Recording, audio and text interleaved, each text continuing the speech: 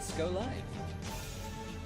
Hello everybody and welcome to Encounter Roleplay. My name is Will and today we are back and we are on episode 3 of Wayward Tides, our pirating campaign across Faerun with swashing buckles and aboleth tentacles touching us. It's a good time. Our dungeon master for this game is Philip. How's it going, Phil? It is going well. I'm so excited to be here, and I'm looking forward to tentacle thing. I don't know where I was going with that. Spoilers, man. Spoilers. Can't tell us about tentacles yet. Damn. Oh man. Well, let's go meet our custom crew for today. We've got John One Renicus who's playing Garrick. How's it going, Brandon? Happy birthday, by the way. Hey, thanks, honey. I'm 26 now, I guess. Oh my god. Yeah, I just walked in from a 4-hour drive home. That's like 20 years older than me. Well, we are still one. We are still one. Fantastic. Yes, we are back with Garrick, the silver tongue of the seas, who is ready to wheel and deal and have close encounters of the 8th kind. And I am ready for Phil to wrap his tentacles around me. Oh yes, I'm always ready for that. That is where I was going with that. Yeah, Absolutely. that's good. Good. Excellent. Fantastic. And we have Hello Sweetie who's playing Talora today. How's it going, Jen? Hey, it's going good. And I just would like to point out that I know it's Brandon's birthday today, but in even better news, it's mine tomorrow. So Wow. we should focus on that. Oh my probably. god, are we all twins? What's going on? This is all connected. I like it. So I'm playing Water Genasi Ranger, whose real life ambition is to be the world's best chef. But for now, she dabbles in ranger type things, you know, bows and swords and whatnot. So. It's understandable. It's understandable. For my own part, I will be playing Elysium today, who is the loving, charming, bearded, swashbuckling monk, half-elf monk, who wears a tricorn and has a good time. But yeah, I guess, Phil, we should do a little bit of a recap as to what's going on in Wayward Tides. If you guys were here on Sunday, you might have a couple of spoilers as to what's going on in that campaign, because we do write this campaign Sundays. Keep them out of chat. These guys, they can't know. They can't know. They know too much. No. Keep it to yourselves, my friends. But yeah, so Phil, let's do a little recap as to what happened last week. So what was last week? That was when we were Fire Giants, man. Yeah, the Fire Giant Dwarven Citadel. Fire Giants occupied Rethgard. To go back just real fast, if you haven't been here, the characters are on a quest. They've been tasked with finding the source of pollution that is spread from the island of Rothheim, which is off the coast of Faerun.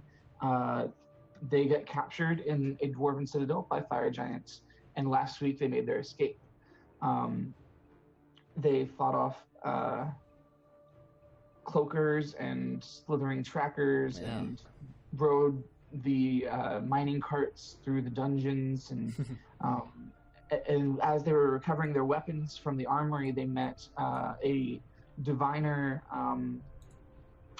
wizard, sort of princess fire giant, who helped them escape against her own interests, it would seem. Yeah, she was neat. She seemed to know a little bit about them already, and said that they had a destiny, and she took them to meet or to commune with her god, who gave them cryptic information, as gods tend to. Yeah. As well as a ring of invisibility. That was cool. If you do say so yourself, but I do agree. I mean, ring of invisibility suck. No, right? Fuck that Frodo guy. Yeah, and so here we are. They are trying to learn more about the threat, which it has imposed itself on the region. They've learned it to be the face of the threat is an illithid who perhaps will meet, perhaps not.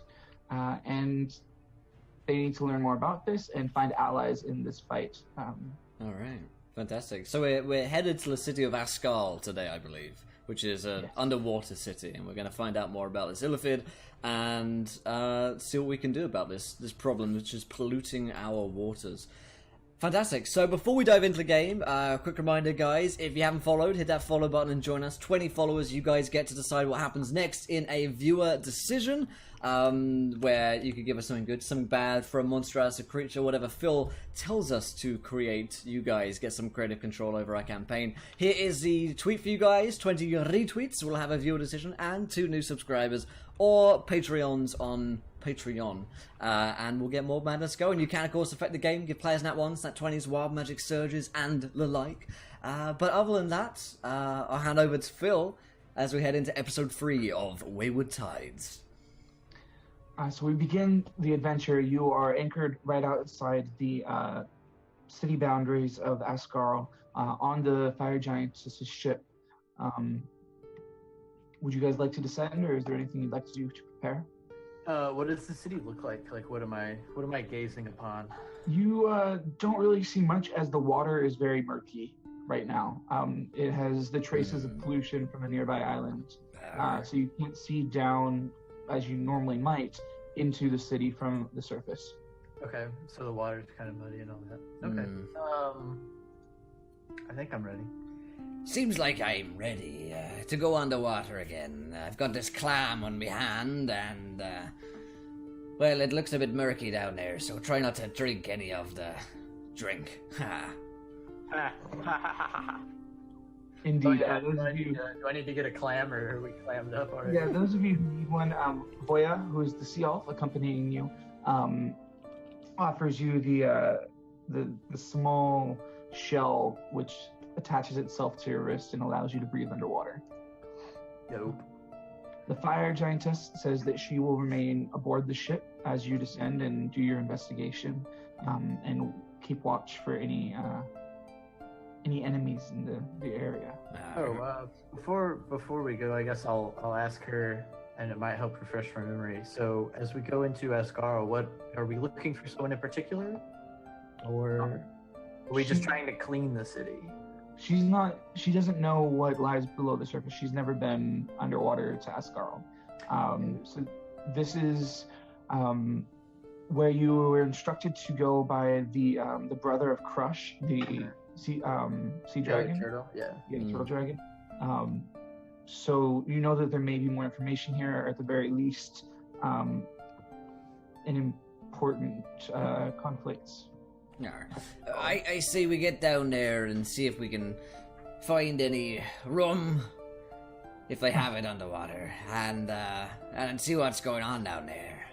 Indeed, let's carry on our mission and get some deals made. Get this deal done.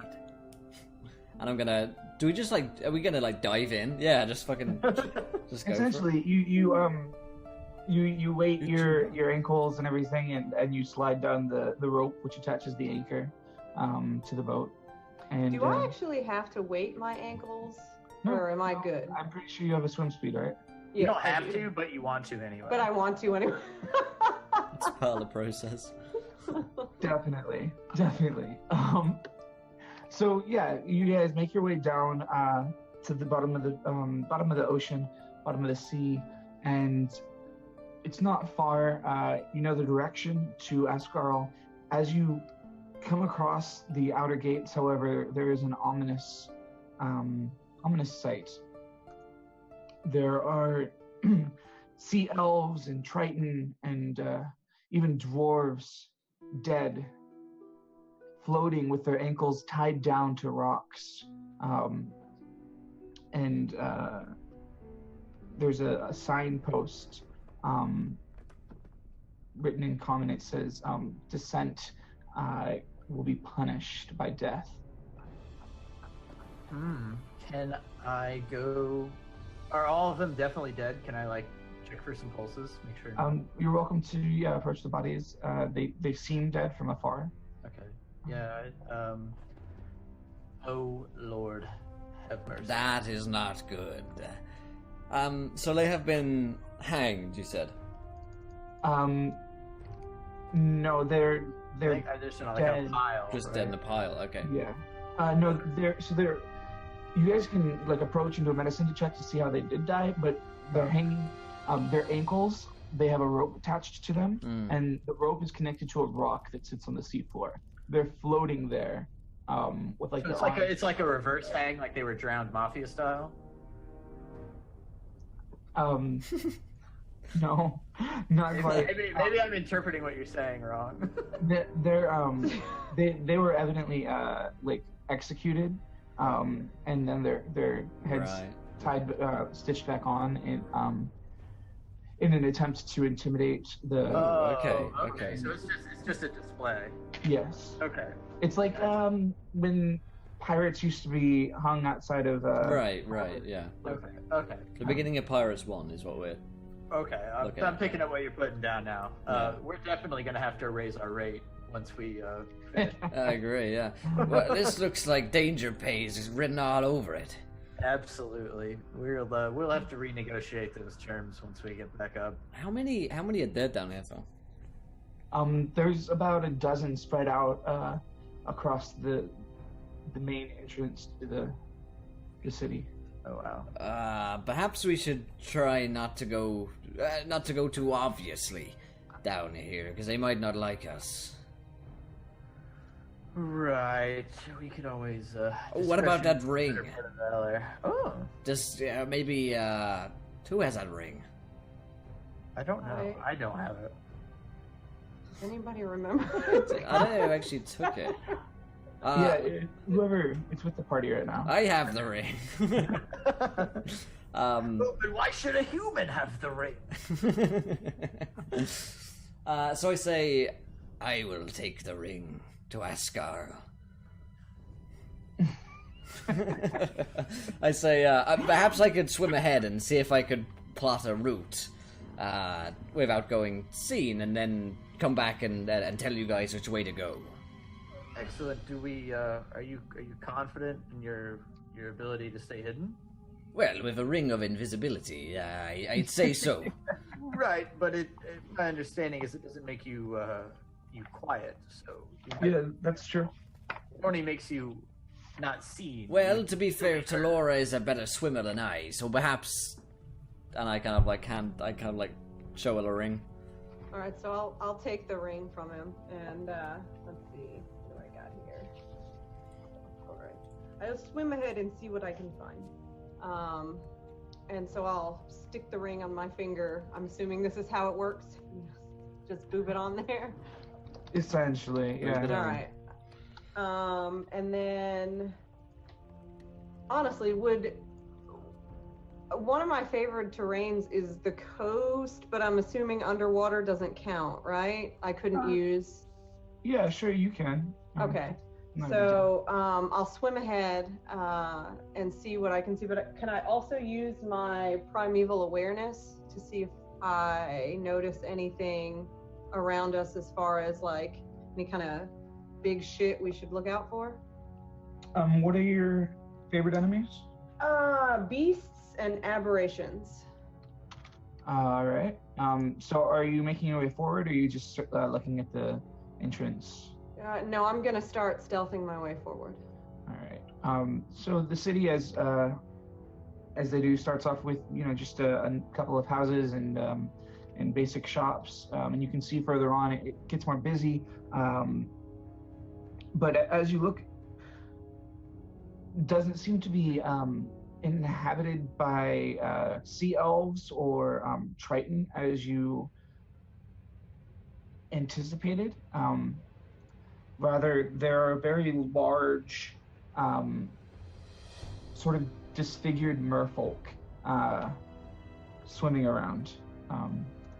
So that's what you see. They seem to all be in armor of some sort, one sort or another. And no, there do not seem to be any aberrations or beasts. About how many of these creepy-looking merpeople do I notice? So within the few hundred feet that you travel down the road, you sort of pass a couple, and then you see further on there maybe a dozen mingling around the town. Okay. All right. So after I see what's ahead of us, I'll swim back to Garrick and Elysium. going to say? It seems like there's a congregation of really creepy-looking mer people. Oh, that's not good. What are they congregating for? I did not see anything overtly. I did not see anything overtly suspicious, but there are a lot. I don't think we can take them all on ourselves. Then perhaps, are there any, I don't know, is there any places where you might be able to stay down there and gather some information? There were definitely buildings. I definitely saw buildings, but I think, ooh, you know what? Can I use my trident and talk to some fucking fish? See if I can get some information? Absolutely. Yeah, that's what I want to do. Finally coming into use. Yeah. All right. So I'm gonna look really cool pulling out this trident. You spot an octopus sort of slithering, along the seafloor, and you're able to, is it speak with animals? Yeah, I think that's what you said. I could speak with any sort of underwater creatures. It lets you cast spells. I don't remember what they are off the top of my head. Well, Fish command. you just Speak let fish. me know what I gotta roll. All right. So yes, you can cast Dominate Beast. Mm-hmm. Awesome. Cool. So you don't need to roll anything. Okay, so I just dominate the beast. Yeah. Yeah. That was maybe the wrong thing to say. I'm not even gonna look at chat.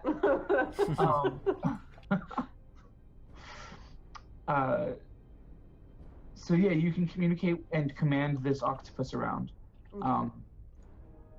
Okay. What would you like to ask it? So first, I'll say, the fuck do I want to ask this octopus? Excuse me, Mr. Octopus. Do you know if anywhere near here there is a place that me and my friends could maybe go and hide and gather information about where we are right now? I'm trying to decide how to respond as an How does an octopus sound? Guys, you're under the sea. Under the sea. I hate this game. I just want you guys to know. You can stay with me. Oh my god. We go to your place. Where do you live? You don't fit. I live under a rock.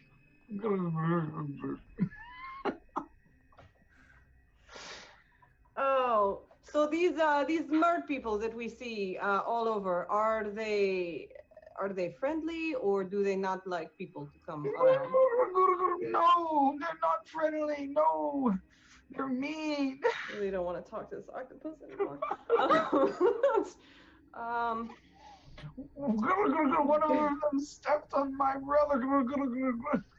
Could you do me a favor and travel a little bit ahead and see if you find a spot that could fit me and my two friends?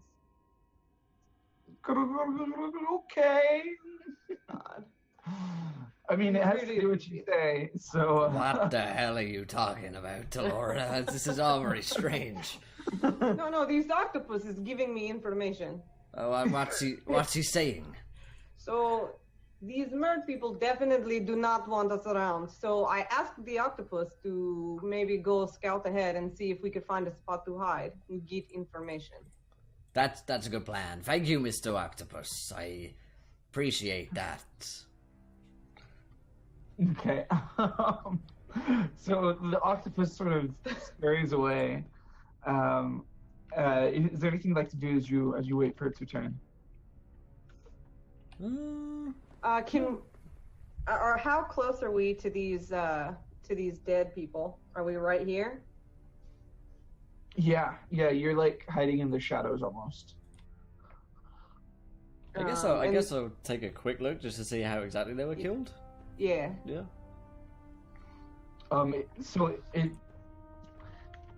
You already rolled the medicine. So it's evident that their throats were like left hanging, very much in the way that Brandon mentioned, reverse hanging.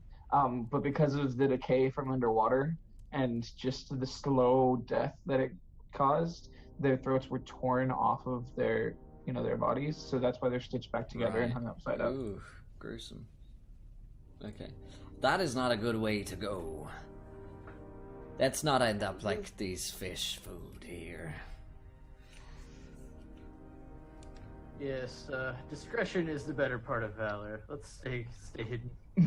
Stick to the code. Discretion is the better part of valor. I like it. All right. So yeah, wait for Mr. Puss to return. Yeah.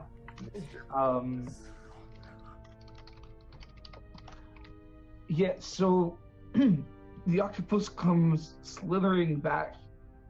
It says, "Very few look like you, but they stay in one building." Who stays in building? People that look like us? Yeah.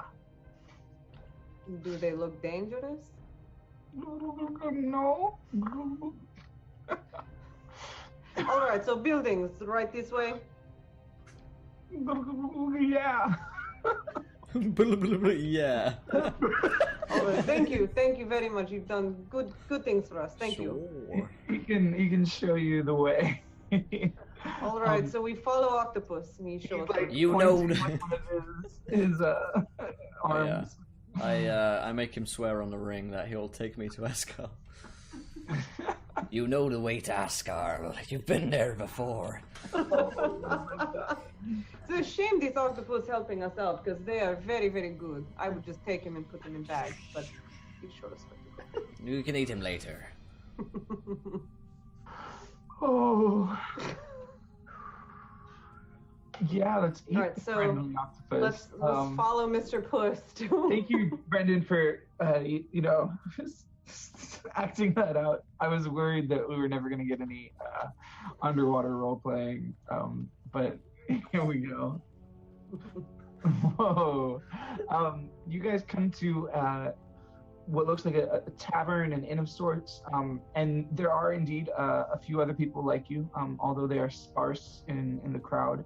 And it has gotten more busy as you've proceeded down the street. There's a crowd of probably 100 plus people, but not people. All of these are the sort of deformed merfolk, but they're interacting as townspeople would, betting on fish fights in the middle of the street, selling goods back and forth to one another, but they seem to be like abrasive when they pass by the handful of sea elves or Triton that are still that are in the area. But he leads you, in any case, he leads you to an inn, the Drowned Halfling, and he leaves you, says goodbye, as you enter. I'm putting the trident away so I don't have to hear that anymore. Greetings, barman, your finest ales, or rum if you have it. So the barman greets you telepathically. He looks like a jellyfish that with like sort of a more formed body beneath the jellyfish top, and like tentacles that he's using as arms hanging down from his jellyfish top. In any case, he greets you telepathically. He says, yes, only the finest ale here, but be wary, this city does not welcome folk like you anymore. Aye, we saw the message, yes, as we entered into town. Somebody needs to tell me what sign says. I no longer can read. It didn't. Well, it essentially said anyone that trespasses will be killed. and we are definitely trespassing. Why exactly do they hate us so bad here, Imkeep? What's your name, fella? Gus. He says, all this is in your heads. You were able to respond likewise. Okay. As the tavern is populated with more of the sort of transformed merfolk, like being slightly rowdy and raunchy and ordering beer, ale themselves. He communicates with you in your heads. Yeah, I find that a bit creepy. Is the ale a little watered down? Get out. I'm gonna ask the bartender. Are these mer people? Do they look like this because of the pollution? Because of the dirty water? He says, no, you've never seen Marrow before. They're a tribe of merfolk that have long past made alliances with dark forces, and well, I certainly wish that they weren't in my inn. So these are like the fell orcs of merfolk? Just like this ring of invisibility is like, yeah, definitely. I'm just making sure I'm interpreting what they're saying correctly. Did they take over your city? They have been our security for a long time, and at first we thought they were no threat, but with the recent crowning of Vestris as our regent of Ascarl, she's tripled the forces, and they're more an occupying army than anything else. Can you tell us anything more about her, your new ruler? You should be asking questions like this, even in your head. I can put you up in a room, but I don't want to discuss her. I don't want to discuss her. Looking around, how many people like us are in this place at all? There are like there's like a pair of sea elves, and then a lone Triton at the bar. Other than that, there's like a dozen of these marrow. Right. Well, we don't want to put you into any trouble for keeping us here, but we appreciate the rooms. Yes, we'll be sure to keep to ourselves and not cause any trouble for you. If we were looking to investigate, where might one go? If you were looking to investigate, you'd go straight to the gallows, I imagine. The gallows. Where would we find the gallows?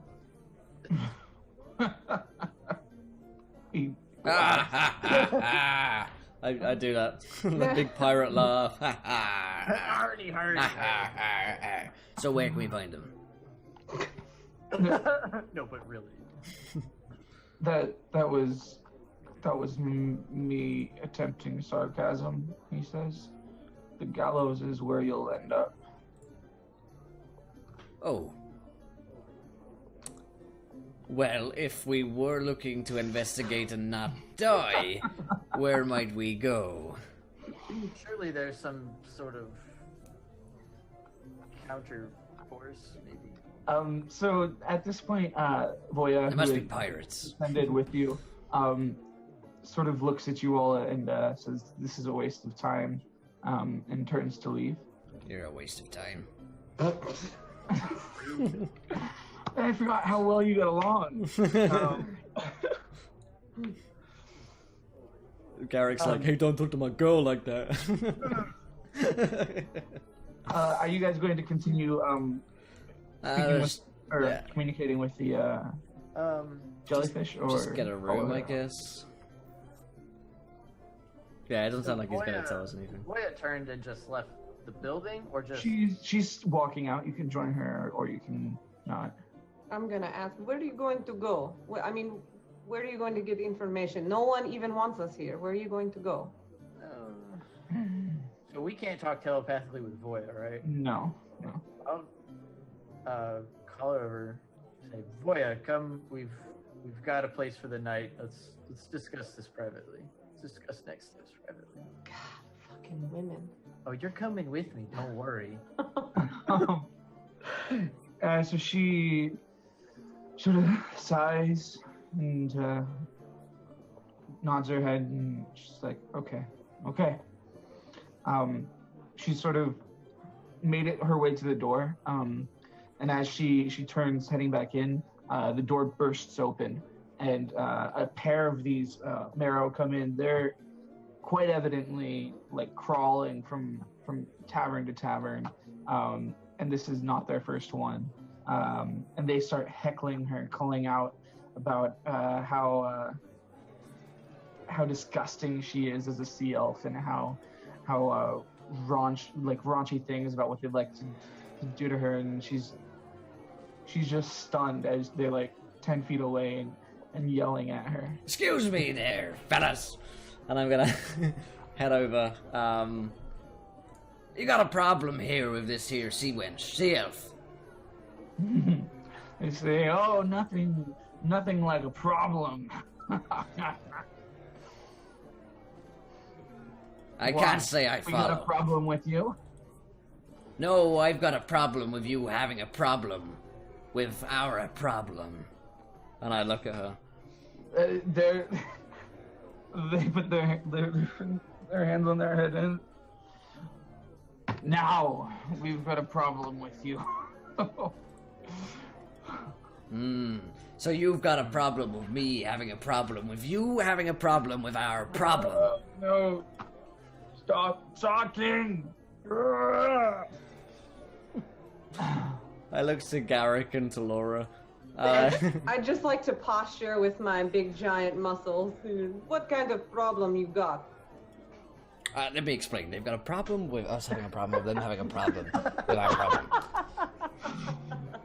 Oh, yeah. So they're initially very confused and frustrated, but increasingly agitated.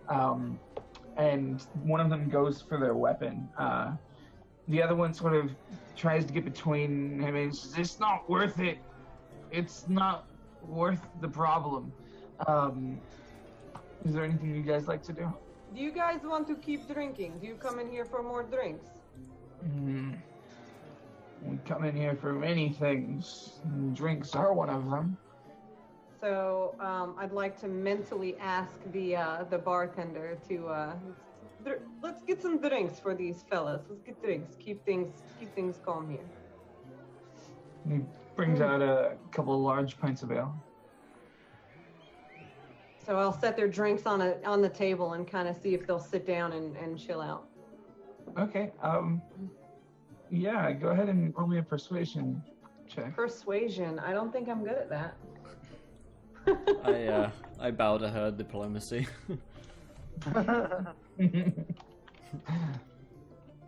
So can I help her with the persuasion check by when they get the drinks and she's like trying to make them sit down, I'll sit down and just like clack one of them like, oh, we're all friends now, yeah. You can do that. I don't know if it would help. We know what we're gonna do it anyway. I'm definitely not helping here. Um, Hey, Phil's orange yeah. mic tip has gained sentience. Good job. I am done. So you sort of sit back, clink one of their beers. One of them smiles menacingly, steps forward, takes the beer, and sort of propels it at you through the water. And I guess that needs to be an attack roll. Huh? Oh damn, let's go, baby. Try to be fucking nice. Yeah.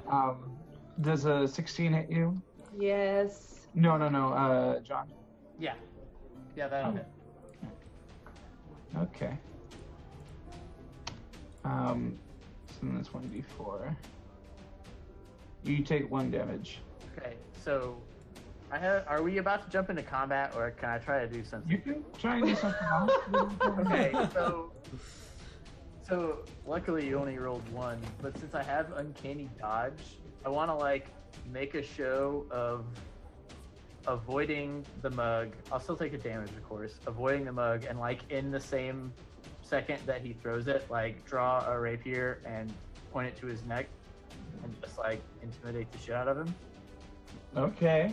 Yeah. Roll me a performance check. I'm in the midst of drawing my sword and stabbing a guy in the back. Okay. Do you want performance and then intimidation, or just the performance for now? Just performance. Yeah. I mean, Okay. 42 isn't bad. You've stopped his aggression. Is there anything you'd like to say or do?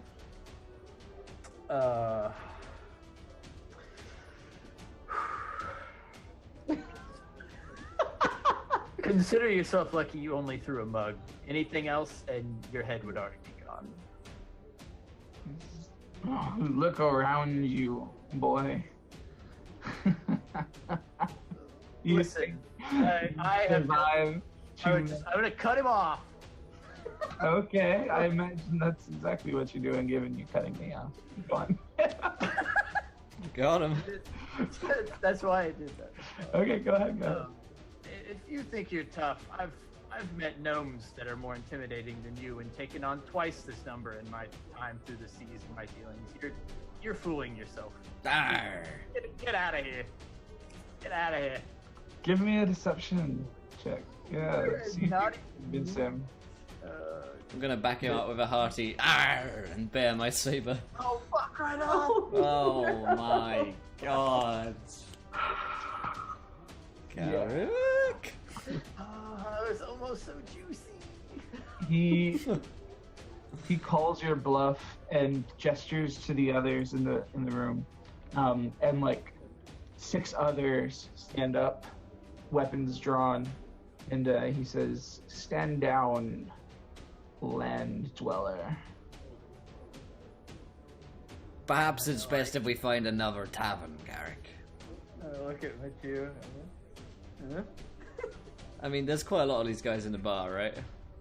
Yeah. Yeah. I mean, only like 8 are standing to fight with you. But I don't feel like we've ever won a battle, really, yet, so I don't feel very confident in our abilities. You're right. We've either ran away or all died and just managed to make it out. So I can say, perhaps we'll find another bar, hey? So as he says that, I'll put my sword down. I'll give him a smile. I knew you were a tough one, and I'll take my mug and clink his drink again and walk out. Okay. Everybody following suit? Yeah. Yeah, We're gonna get the fuck out. that could have gone better. Voya, apologies for that, even though you may be a sea wench. I don't know, didn't appreciate the way that they were talking to us. The marrow on your way out says, "Apology accepted." And yeah. All right, so you guys escaped with your lives. Damn it. What, you didn't want to? What would you guys I seek a noble death. Do we see?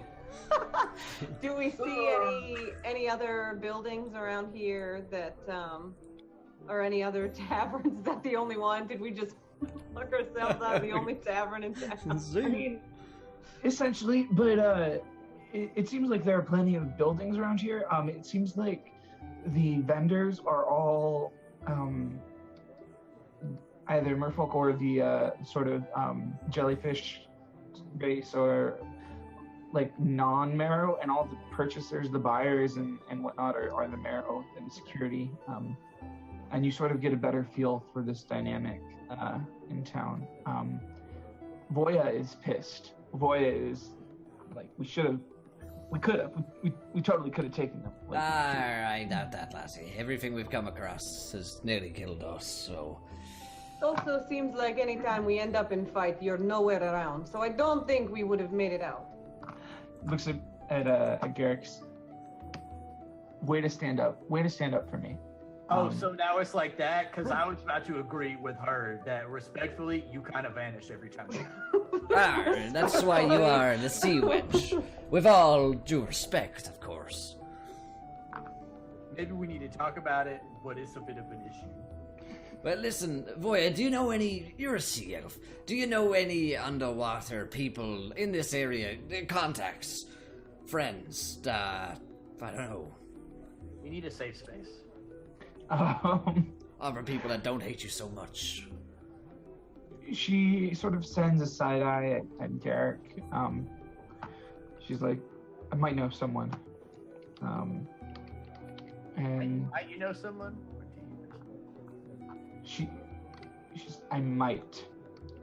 Very tersely. Ooh. And she heads off deeper into town with you in her wake. Get it? Wake. Because you're behind and it's underwater. Anyways, that was enough of that. That's a thinker. My jokes are funny. I'll slosh on behind her. Yeah, Slosh. I'll slosh away. Well done, I guys. feel like I just normally walk under the water. I just Yeah. like it's nothing. Okay. You're pretty deep into what you imagine like downtown area. And We're she deep into the downtown. I'm sorry, I'm done. You get so deep in your tides. Please continue, and Phil. she leads you like into a building, and to the top of that building there's like a small enclave that like a room. And there sits an old sea elf, like a couple decades, if not 100 years older than Boya is. Oh, wow. He looks up and he's with a sparkle in his eye. I thought I'd never see you again. And he rushes over and they embrace. And it's like that awkward moment when they have a really like too long hug and everybody's just standing there. So you do know someone then?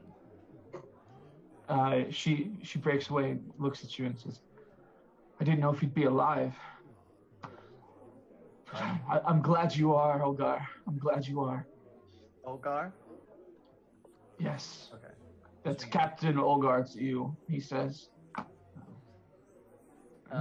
Would any of us know this name? Can I history to see if maybe, or we just kind of know it, or This is your As first time sailors. underwater, right? yeah, like Yeah. In this context, yeah. Yeah, so probably not. Yeah, that's fair. It's not my first time underwater. All right, you can roll me. a This isn't my check then. first rodeo. I don't know why. Yeah, I'm just saying. Oh, I'm not good at history either. Sweet. You do you. Yeah, Take so that. You've never heard of this name ever. This roll 20 is broken. I'm not kidding. Hacks. Yeah, it's been hacked. Yeah, I rolled up a good rolls at 1 a.m. last night. Okay. So you don't know him. He's. What are you doing here? What can I do for you, fine folk? Well, we are here with Voya, obviously. We've been tasked with cleaning up the corruption, and so we've kind of got a lead here, and it seems things are not quite right. Not quite right indeed, he says. Things haven't been quite right in quite some time. How long has it been like this? Oh, goodness. Since not long after you left, Voya. He says, and he says that the old Triton King died shortly after your departure, and well, things sort of went to shit.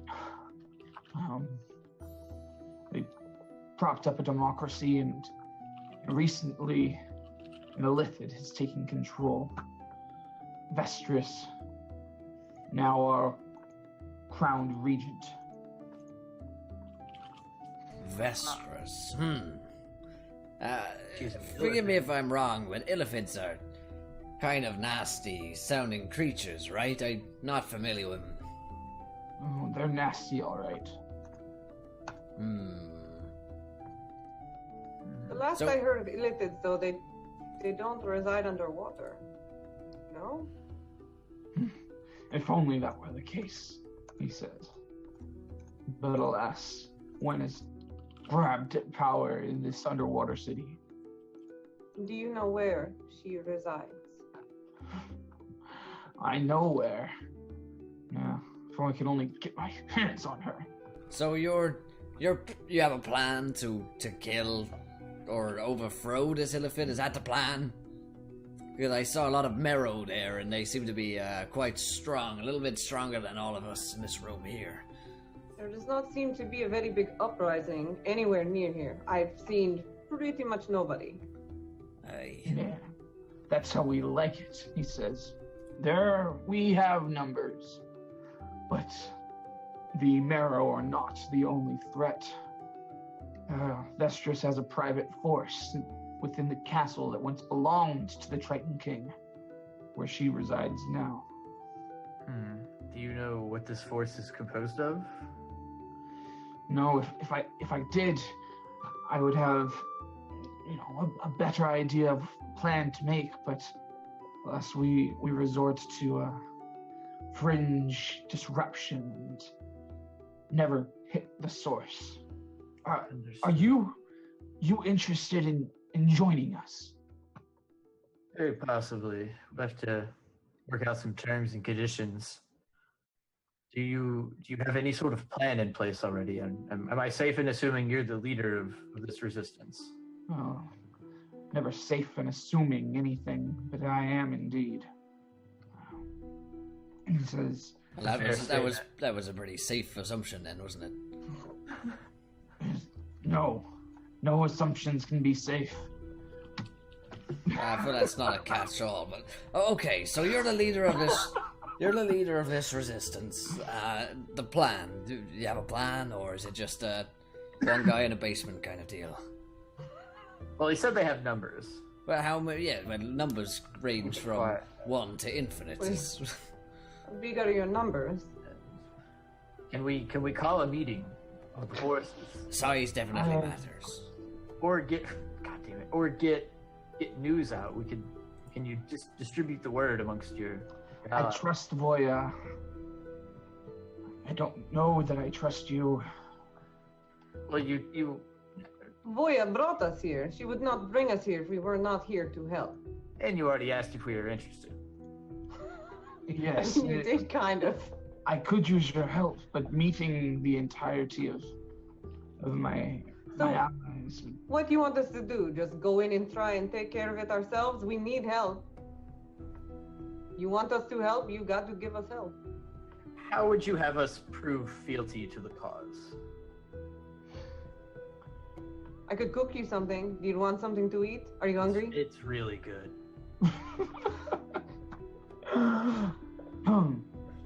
He says there is a rune which is integral to our upcoming plan. In a number of days, Vestress will have a crowning ceremony to commemorate her new appointment as regent. We have something planned, but we need this rune. It is a very valuable explosive. If you can retrieve it for me, Like a cannonball kind of deal. like a cannonball kind of deal. I like the sound of that. Where might this explosive be found? In an old wizard's tower outside the city. If you can make it there and brave the depths, then I can trust you and we can move onward. Okay. Is this tower protected by Merrow? Not by Marrow, but I'm sure you all have quite enough on your hands. Well, then what? I won't be sent into something blind if you know what's there. This is kind of need to know information. I'm not making any assumptions. Because you never do that. That's correct. It's not safe. He says, you shouldn't make assumptions. He says, yes, indeed, there is a behemoth of an octopus there, guarding the tower along with the magic remnants from the wizard's reign.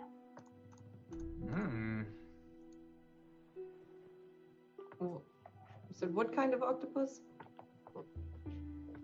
One that monstrous and absurd.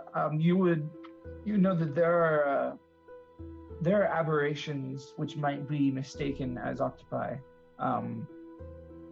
that lair up in old magical lairs and make their home there. Right. Have The ranger would know that, yeah. Okay. Have you or anyone else ever been in this tower? Do you have you know the layout of the inside? No. This is passed on from a journal recovered from the mage's offices in the government when he helped the Triton King. Alas, we know that it's held beneath his bed. This rune, along with other powerful objects. Okay, sounds pretty good. Okay, well, we can start here to show you that we're serious about this, and then once we start talking about the plan, we'll figure out what we're gonna need compensation wise for. We're bringing a lot of skills. If you know what I'm saying. He's like, indeed you are, and I bring you much glory in return. Glory's nice, but I put a cherry on top. Exposure. Add some sprinkles. I've been told never to work for exposure. But the entirety of the city will see you. Yeah, but... Well, I guess in a way, we've already been paid. That being said, we've already lost all of that gold. Well, there'll be... If we overthrew the, Illithid, surely there are riches in that palace, nay? Indeed, and you could have your share. Alright, well, that's something we can work with. Yes, that's a starting point. We'll fine tune the details when we get to that. Agreed. For now, I think we can get to work on this tower. Aye. So how far be this tower from here? He says not far, half a day's travel outside of the city. Very well. Do they have like a stable where we can get like the underwater equivalent? Can we get like sea otters? Seahorses or Oh my some God. kind of like the sand seals from Zelda. Just like Yeah, sure. Nice. Yeah, Nice. you definitely get those. I'm feeling it. All right. I'm so impressed. All right.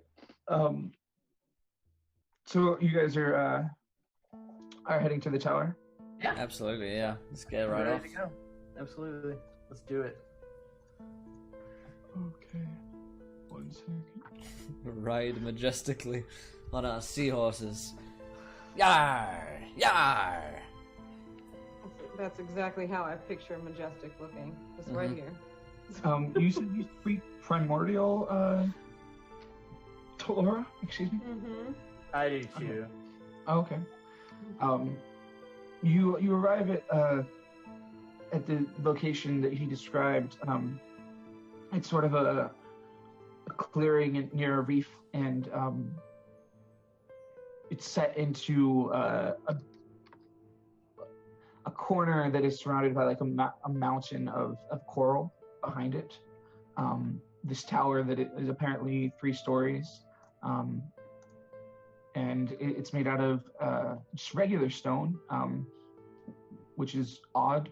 Everything in the city and in the previous underwater cities you've come across has been made of that sort of hardened sand, like clear crystal, and this is made out of regular stone.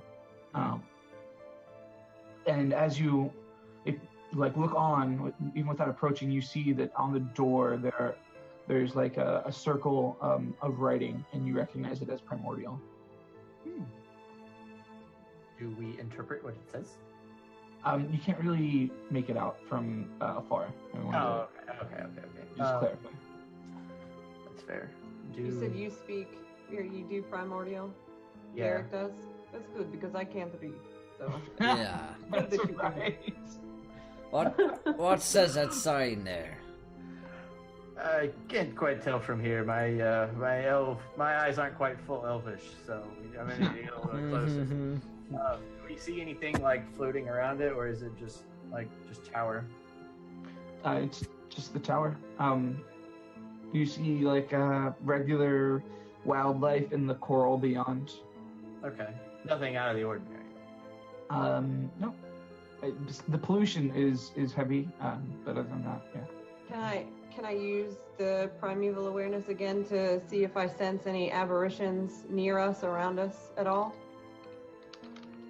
Let me open my little book here. All right. I mean, we're in favored terrain. Yeah, you are. There are aberrations within the 6 miles. Oh shit.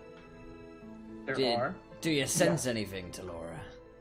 There's definitely aberrations somewhere near here. Somewhere near here, there's aberrations. So we need to be careful getting close to this building. We got that ring again. That could come in handy. True. I don't know if they can sense disturbances in the water, but perhaps if they just can't see us, then we could get on in. What's the radius for your awareness? 6 miles. Oh, okay. So they could be anywhere. probably be in the tower if we. Yeah. Okay. And are there like large rocks? I mean, the octopus before said that it hid under a rock. Is there like large rock formations where it could be hiding in a cave or something? There's the coral behind the. It's like a mountain of coral. That reaches over and above the 3 stories. Right, okay.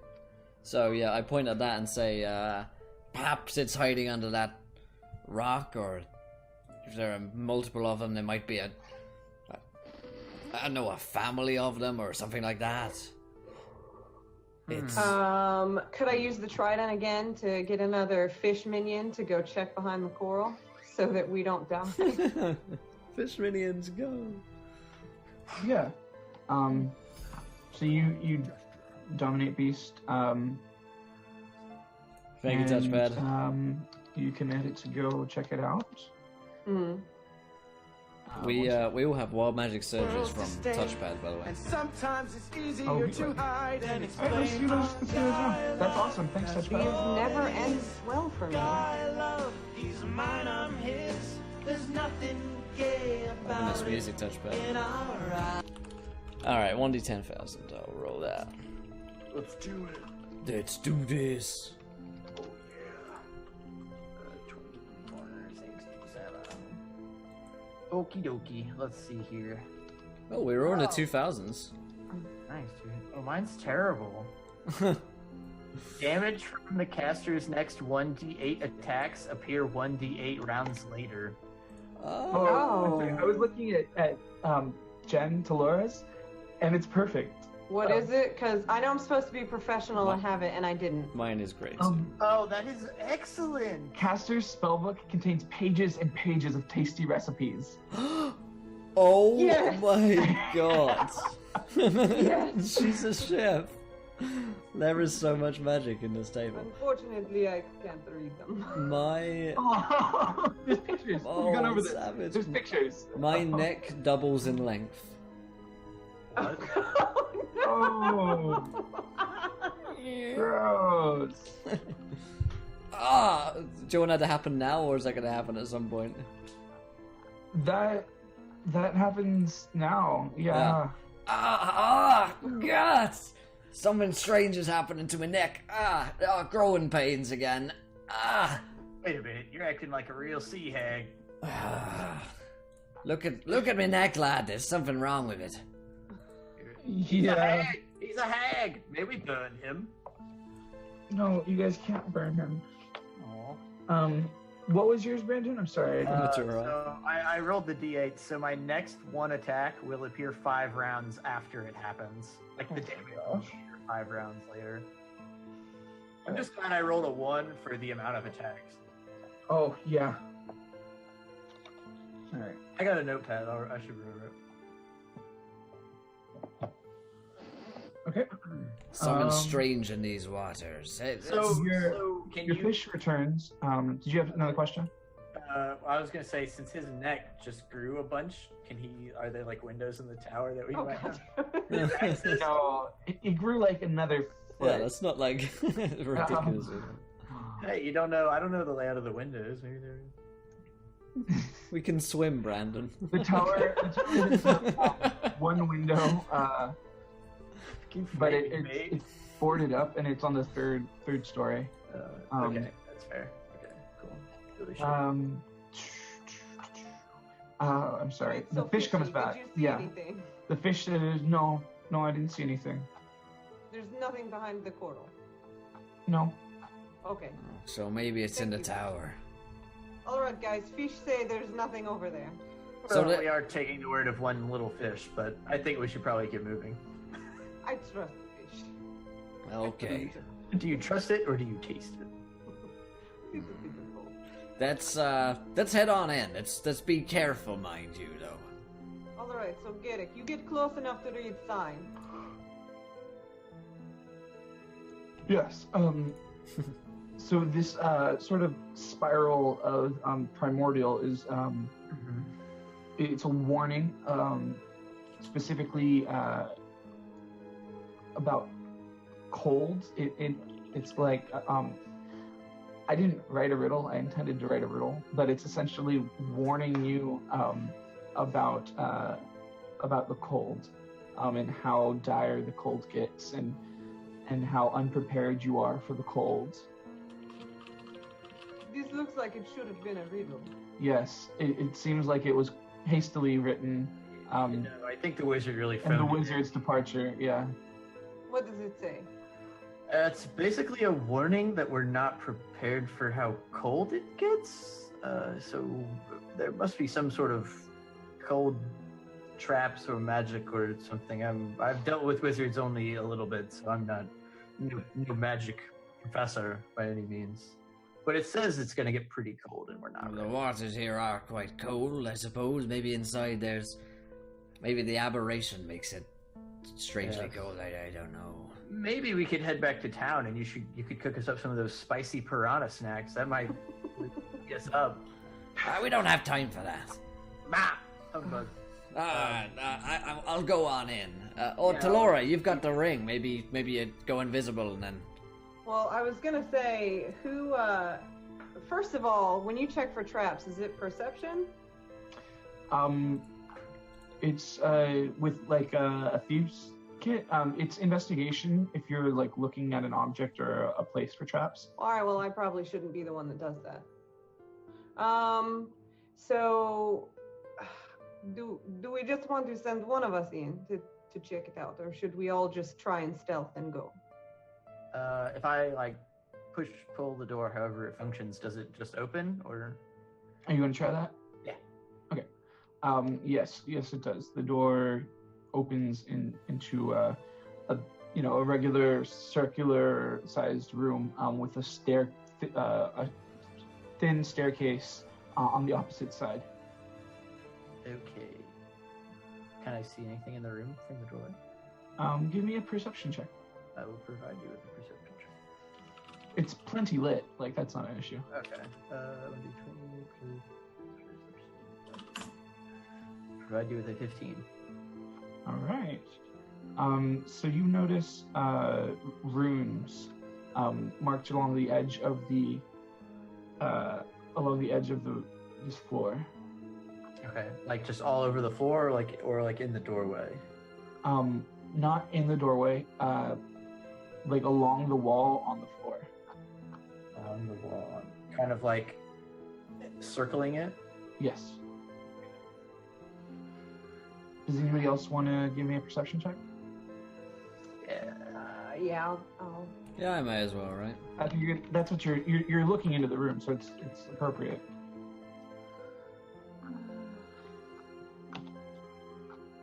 Yeah, 19. All right. I see the lines. Juicy. You see the runes. You also see that this seems to have been abandoned for a while. And there's like mold around the doorway and along the walls, up until the stairway.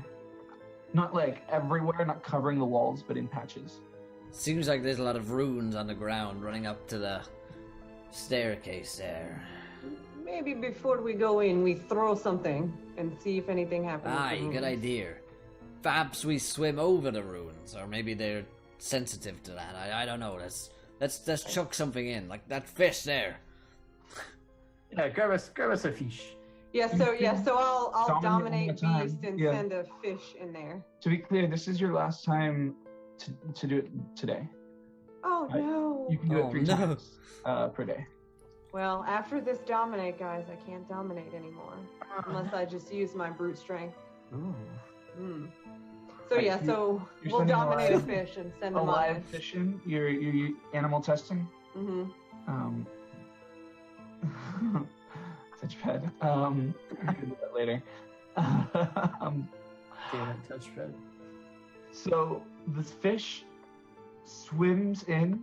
It gets about 5 feet, and it turns back at you. Further, Yes, go all the way in. Swim all the way around the room. as it swims just beyond the first mantle of entrance, This poor fish. the runes on the floor glow brightly and flare to life. The fish like turns into ice. The water gets really chilly, and like shards of ice appear in places, and the mold on the side of the wall grows inward and essentially takes over the room. So literally the entire room is obscured by mold. Oh. Kind of looks like maybe we don't go in this way. Yeah, I agree. There's a window up there that was boarded up. Perhaps we break that open there. The goddamn Upward swimmer. swim. And I Okay. want to jump up there and see if I can. How well boarded up is this window? Just seems like it's covered to keep the light out. So could I like muscularly pop them off? I would love to see that. Yeah. Why don't you give me a strength check?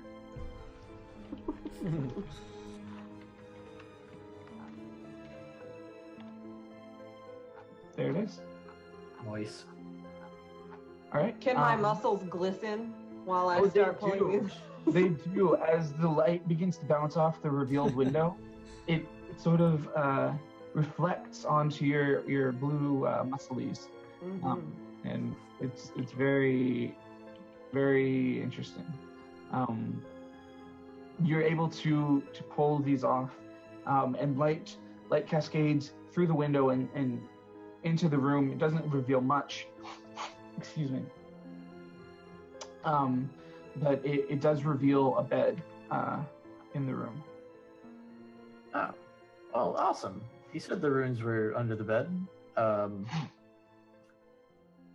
I just try to like catch a fish? Are there any fish nearby? I just want to grab one and just like throw It's it. our 10-foot pole. It's just fish. Do you have a weapon or something that you want to try to kill a fish with? Or are you trying to capture one alive? I was just gonna try to grab one and like throw it, but I can. So this is their natural habitat. You imagine it'd probably be pretty difficult, but you can try. You know what? I already said I'm gonna do it, so I'm just gonna do it anyway. Tell me what you want. an acrobatics check, please. You capture a whale. Nice.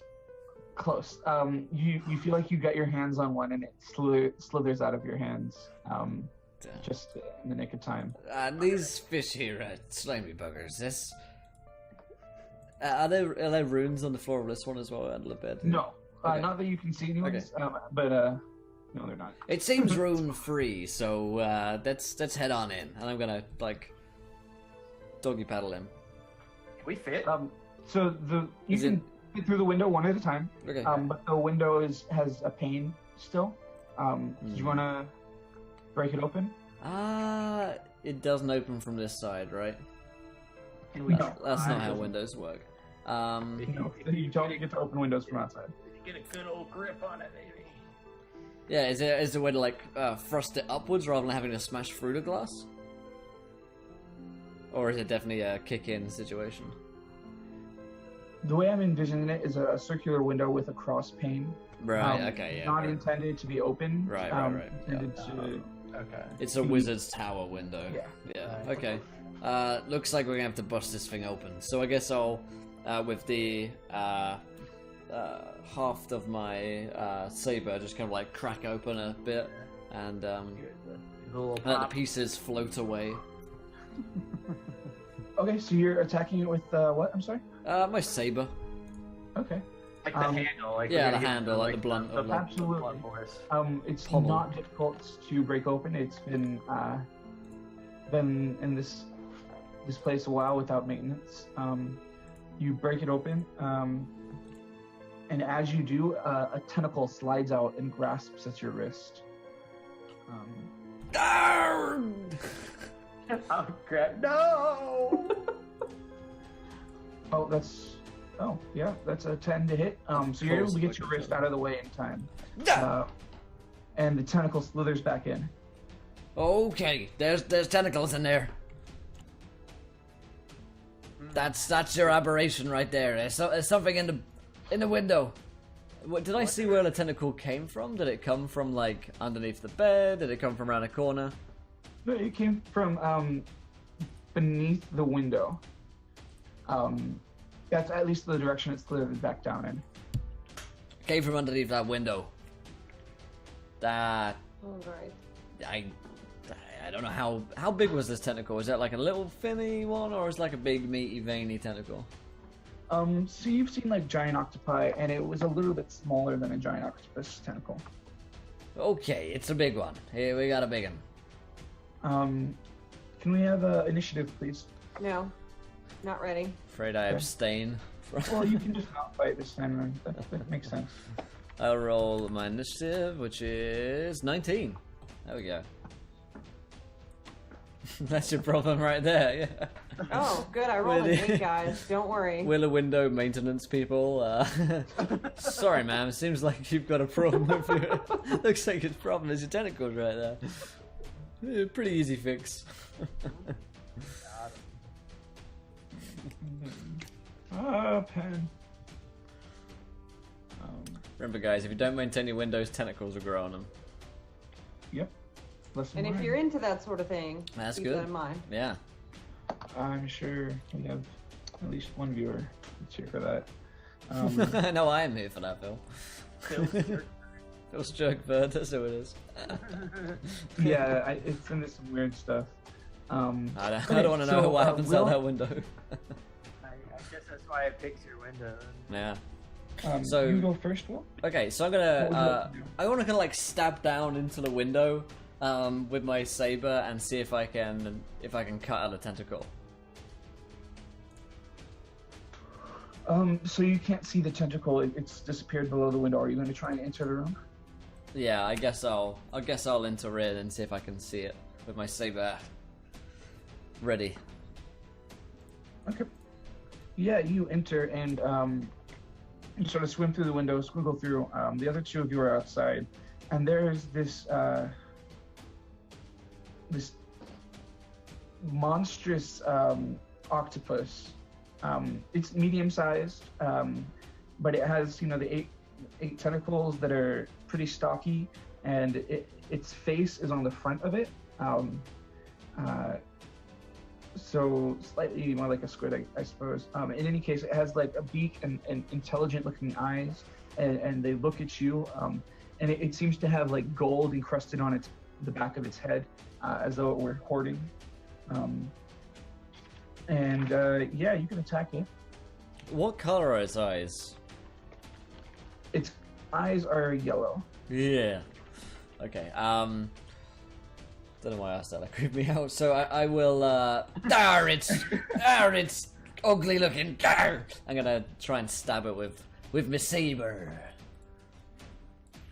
Okay. So let me see. That's a +6. And if I roll 20 to roll it for me, it's a nat 20, baby. Wow. There we go. Great, go ahead. Charm it. Charm it. Why, hello there, little octopus. And No, because it'll turn into another Mr. Fucking Cox. who's that octopus in the window? So I will roll d6 +4, 7 damage, plus an extra d6, which is a 2, so 9 slashing damage. And then I'm gonna do my bonus action unarmed strike for a natural 1 versus its armor class. Sweet. That's too bad. 9. Yeah. So 9 damage is what I do to it. I got it! Darn! Even as you do like a really well placed strike, you feel like its naturally tough fibrous body resists most of your damage. Okay, it's tough. Use your magics. I don't have any. Use your shit. None of us are spellcasters. Just distract it, and I'll get some sneaky damages. So your trident is magical. Hey, that's true. Yeah, magical damage might do something. But other than that, everything is normal damage. Yeah, my flurry of blows isn't gonna do anything. Damage. Your flurry of blows isn't magical yet? No. It's just. Oh no, it doesn't count as magical damage, is it? It's just unarmed damage, bludgeoning or whatever. All right. With that, it takes its turn, and it's going to look at you, Will, and. This is the second or third tentacle monster we fought this campaign. I'm sensing a theme. Yeah. Alright. It's the world we live in. Its tentacles sort of swirl in a circle. And may I have a wisdom save from you, please? You may. Let's see. My wisdom is a +3. 22. Wow. All right. So you succeeded against its charm, and you are immune to it now. Yeah. He's trying to charm me. Yeah. Making me creep into his window at night. And Brandon, it's your turn. Cool. I guess I'm gonna swim in the window. I need to join them in the window. Through his balcony at night. It's very Romeo and Juliet. I'm coming for you. And I'd like to swim in and I guess make a strike at it with my rapier. All right, you're gonna get into melee. Yeah. Yes. Okay. 24? 24 will hit. Yeah. Excellent. Sneak attack, yay. Yeah. Delightful. Plus 3d6 plus 3. For Wow. That's a Average. right. Yep. 13. And then I'd like to attack with my second weapon. Go for it. I will. For another 24. Nice. And I only apply the sneak attack once, right? Once per turn. Yes, you can choose not to do it on an attack, so you can do it on the second one if for some reason that's better for you. But it's Okay. only once per turn. I was just making sure. Oh, another 9 damage. Nice, dude. Bring the pain. Yeah, well done. At the end of your turn, I need a wisdom save from you too, as it does the same thing with its tentacles. And it's a charm, right? Yeah. Okay, so I have advantage. Phil's tentacle followed. 18? 18 will succeed. You are immune to it now. Ah, you may be dashing, but you are not too dashing to cast a spell on me. And Jen, your turn. This sucks. So I guess first and foremost, I want to cast Hunter's Mark on. Alright, so you're getting into the window where you can see it and attack it. You recognize this as the Morkoth, with your knowledge of aberrations. Mm-hmm. It's a god spawn, like underwater creature with no rhyme or reason to its attacks. Yeah. Okay. So I am going to. I'm gonna stay. Fudge. I'm gonna stay back far enough that I can shoot my bow at it. Okay, can you give me a survival check before you do? I mean, I guess if you want one.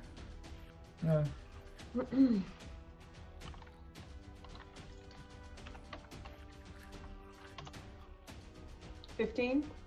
So you recognize that this Morkoth has been trapped in here for some time, and isn't looking the best. But it still is, violently attacking you guys. So go ahead. You can definitely make the bow attacks.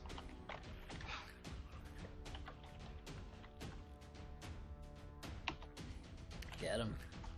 Nice.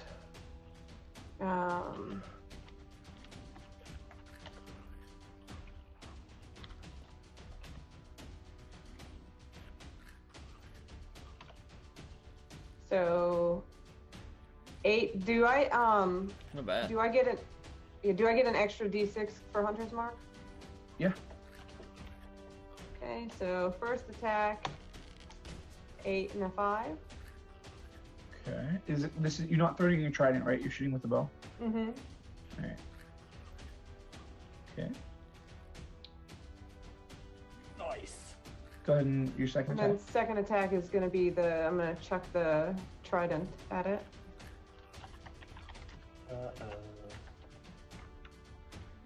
We gotta get this bitch back, you guys. I'm just saying. Yeah. We need to dominate some more beasts. 23 hits, yeah?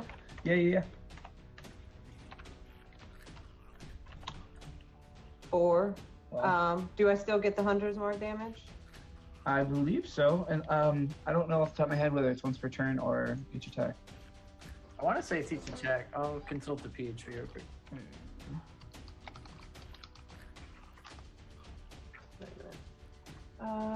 What's the rule we're looking for? We can SRD it. Hunter's Mark. Yeah, whenever you hit it with a weapon attack. Yeah, that's Yeah, I'm what pretty it's. sure Okay, it's- so 2 for Hunter's Mark. Cool. And you see, and it was magical damage, right? With the Yeah. trident? it sort of just pierces the skin of the octopi, no problem. Nice. All right. At the end of your turn, tentacles allure you. Can I please have a wisdom save from you as well? Don't I get advantage or something because we're in my favored terrain? Is that how that works? I don't know what that's on off the top of my head. Okay, fuck it. I'm just rolling. It's a good question. What do tentacles sound like? Kind of like 19. 19 saves. You are immune. Okay. Hooray! We shan't be tricked by this beast. All right. Dar, take it down. Excellent. And with that, Will, it's your turn again. I love it. We're actually saving wisdom saves against one of these creatures, so you might stand a chance. For once. DC 17. You guys have done Wow. really well. Oh, man. Alright, I'm going to... Yeah, so I'm going to attack it first with my saber, as I am wont to, for a nat 20 again, second one in a row. Yeah. Well, Fuck yeah. Juicy. Okay. So that is 1d6 plus 4. So 8 damage plus an extra d6. So 14 damage. Fuck yeah. And then my unarmed strike is a 10 versus armor class. It does not hit. Then I'll spend key points to Flurry of Blows, because I haven't really been doing many monk abilities yet. So that's a extra free attacks, right? No, it's an extra 2 attacks. 2 attacks, yeah. Okay. Sweet. Yeah, I forget I already get an unarmed strike. So a 25 and a 24. Yes. Guess They those are will hits. both hit. Yeah. 4, 5, plus 9 damage. So 14 plus 14 sounds like 28 damage. Alright. Math! Yay! Heck yeah! Huh. So, future reference, Flurry of Blows is in place of your unarmed strike. Oh, okay. Then take off the first or last one, I don't mind. Oh, okay. I mean, yeah, I definitely took off the 10. You hit every time. You're good. It's looking pretty beat up now, guys. It's gonna take its turn. It disappears and reappears. You're in the window, Jen, so you can see it when it reappears outside the building, just on the other side of the wall, in a puff of mist. And then it will reach out with its tentacle and attack you, Talora. Well, that's not nice. No, it's not. That's actually the height of rudeness. But Does- it misses because it's a bitch. Ooh, nice. It's a bit. Got him. All right. Yeah, and with that, it ends its turn. Brandon, what would you like to do? Juicy. I guess I have to swim to it, don't I? Yeah. Is it in melee with her? No, she's not within 5 feet of it. It is 15 feet from her, Okay. but it used its tentacle, which reached out. Okay. Can I make it that far? Yeah, it's Melee with 15 feet up and then 15 feet down. No problem. it? Juicy. We are going to move. You're gonna. Actually, I'll call out to Elysium. Do you want me to try to find this rune while you two finish this thing off?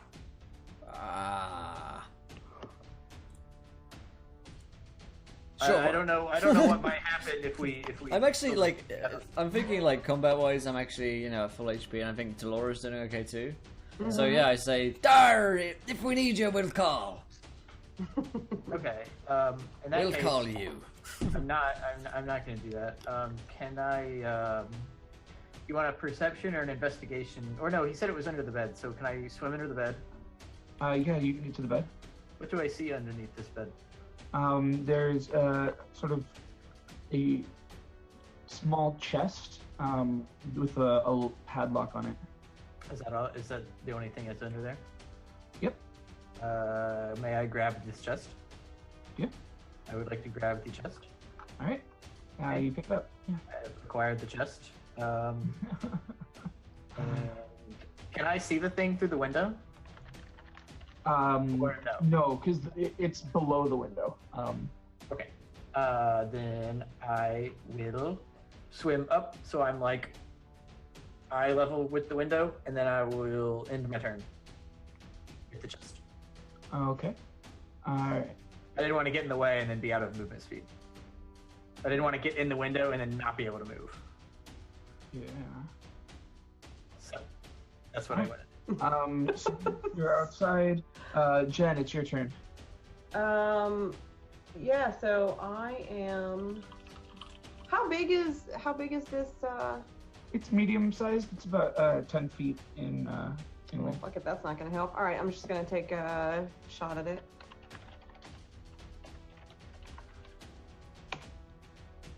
That's not gonna hit anything. Nope. I'm gonna take a second shot.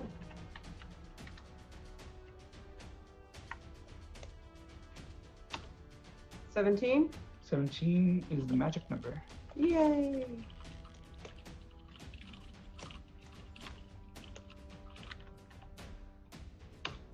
The perfect number. And Hunter's Mark damage. Okay. So 10 damage. Yes. And with that, Will, it's your turn. Alright, I will give it a punch with my saber, and then give it a real punch with my fist. So a 12 versus armor class with my saber. Does not hit. And my punch is a 21. 21 hits you. Do I get extra attack as a monk? Have I been doing damage? Let me check. I think you do get a second attack. Fuck yeah. Alright, that's my saber then, so 21. Yeah, it hits. And then my unarmed strike will be a 24. So Yes. I will deal 18 damage to the creature. Very nice. Alright, so you unarmed strike. Would you like to move at all? You and Jen are on opposite sides of the, or next to the window on the outside, and you moved down to melee with it. But it appears that Garrick is on the inside of the window still, right? Mm-hmm. Alright. Because it takes its turn now. Okay. And it's casting a spell. Cast its biggest spell at you guys. Not your biggest spell. And a bolt of lightning strikes at you, Jen, and then Why continues always me? to strike at the other two of you as well. Can I have a dexterity saving throw, please? This Certainly. is rude. Most certainly. Yeah, some good. 15. Eek.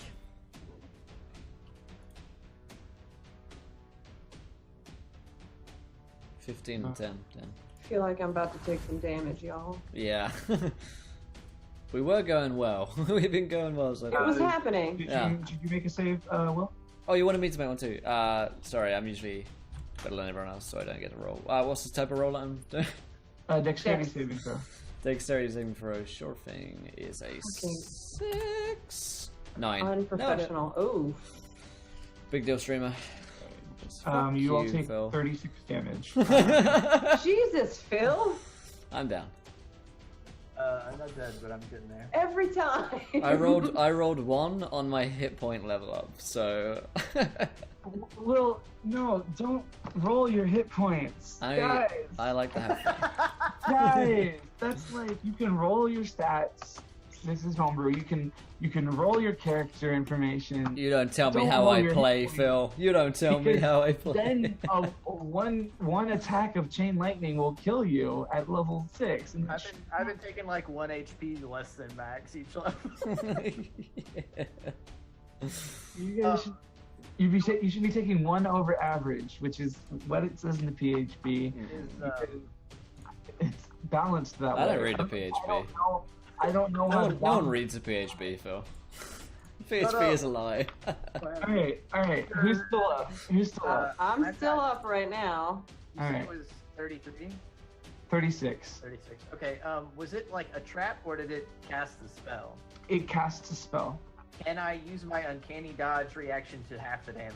Because if an attack is made against me from an attacker that I can see, It was a saving throw. Unfortunately, you need to be it would higher have to be an level. attack roll. Yeah, evasion would have worked You're too. right. You're right. Okay. So next level, definitely. Cool beans. Cool. However, it does take its movement to move away from you guys, speeding about how far does it fly? It swims about 50 feet away from you guys. So now it's about 65 feet away from you, Jen. 70 from you, who's inside Brandon. Yeah. And moving on, it is Brandon's turn. Cool. I'm gonna swim out the window. Okay. Is Will's down? Yes. He's I'm definitely floating down. Yeah.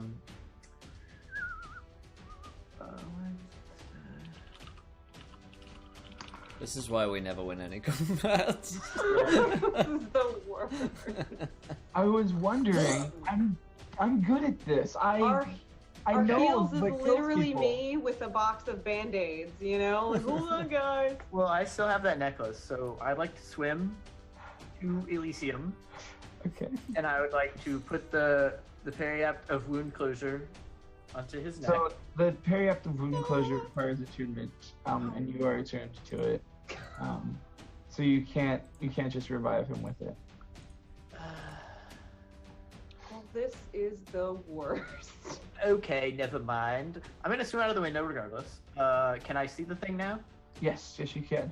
I would like to make a attack with my light crossbow. If I will get sneak attack damage, please. You a swashbuckler? I am Then yeah, you can as you come out of the window. Go ahead. delightful. Plus 6. What was that? And he's spent. When you have no hit dice. Oh. Hey, after you, Brandon, Jen, it's your turn. I can't bonus action. Oh, no, that's if I had surge. Never mind. We're good. Do you Yeah, get two right attacks then? As a... No, because No, I rogue, was taking right. 2 attacks because I had the 2 rapiers, but since I used my crossbow, I have dual crossbows. So the octopus, you said he's looking pretty fucked up, right? Yep. Well, Well, shit. yeah. Oh, fuck me. I guess I should probably get Will up. I'm gonna cast. Well, do I have to be right up on him, right? I gotta touch him. Yeah. Okay, so I'm gonna. Yeah. I'm gonna swim up to Will and cast Cure Wounds on him. Okay. So you 28. get.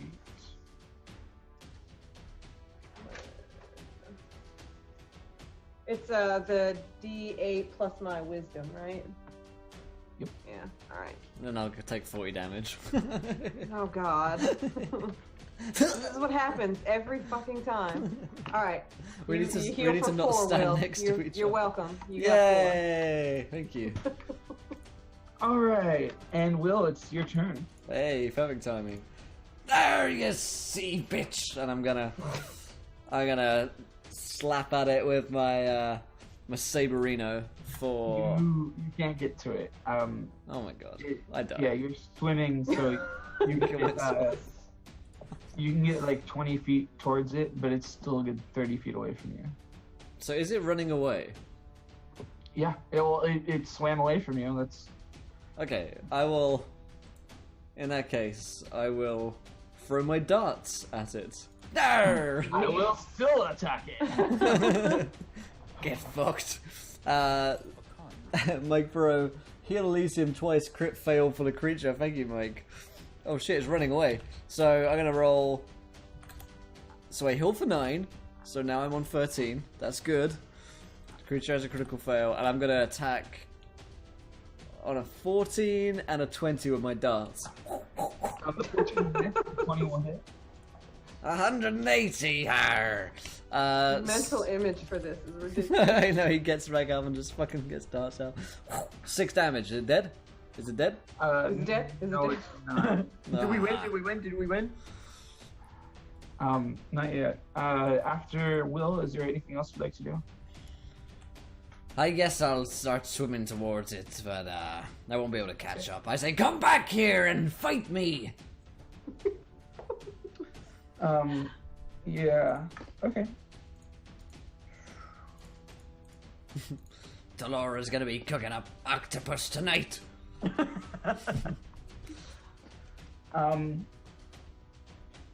It casts a spell at you, Will. I take 40 damage. Oh, no, wait, it crit fails, right? Yeah, it Yeah. casts Witch Bolt, and it goes very far wide. Ooh. Spell fails. Yeah. I'm not taking that D12. That's that nat 1. Thanks, chat. Hey, I it's appreciate like- it. I appreciate you. Look, we obviously can't do this shit by ourselves. We need we chat. need help. It's a team game. Yeah, this is Alright, we're on the squad here. So after its turn, Brandon, it's your turn. Juicy. All right, I'm gonna use. It's like you said. It's like 50 feet ish. Yeah. Okay. I'm gonna use my move speed and then bonus action to dash to get into melee, and then I'd like to make attack with Rapia. Okay. Okay. Sweet. We're not gonna let this thing get away. 20 plus 6. 17. 17 hits, Perfect yeah. number. Yes. Delightful. Wow. So plus 3. 25 damage. Yeah! Wow. Holy moly. Erect, mate. We're like, we want to kill one creature. We want to win one fight. Unfortunately, because that's not magical damage, it's not dead yet. But it is very close to being dead. Yeah, and so since I bonus action to dash, I can't attack with the second weapon. All right. But you are in its face. Will, what would you like to do? So I can swim up to it now, or am I still at range? I You mean, can so I reach don't get to attack it? Isn't it my turn? I'm just saying. Yeah, there's 3 people. You'd think that I could read. I'm just saying. Just I'm leaving sorry. Jay out. Hold on. Are we good? Yeah, we're good. Jen. Yeah. We cool, guys? All right, so I'm gonna shoot my bow. And That's my pro DMing right there. You can catch me on mhm. Sundays where I teach people how to Wow. so 9 damage with the first shot. Okay. Is it dead yet? Is it dead yet? Nope. Son of a bitch. Give it Will another. this hit? Will this hit? Mm-hmm. 14. Oh! Alright. I want to swing dead so bad. Will, it's like bleeding multiple places. What are you gonna do? No! Take my shaft! And I'm gonna attack it with my... I panicked. I'm gonna attack it with my saber. 17. No, you crit fail. Like Unfortunately. It's a Yeah. 17 and a 13. So it's a 17 a hit? Yeah, Will. Fuck yeah. Fuck yeah. It takes You are 8 damage. and you kill it. Oh, Victory is mine. Uh-huh. I'm gonna like stab it through the mouth, and the saber's gonna come up through its eyes, and then I cast its body, floating into the seas. Okay. Wow. this is very good for us. Octopus is aphrodisiac. Octopus tensile. What? Okay. Make sex soup. Oh my god. What?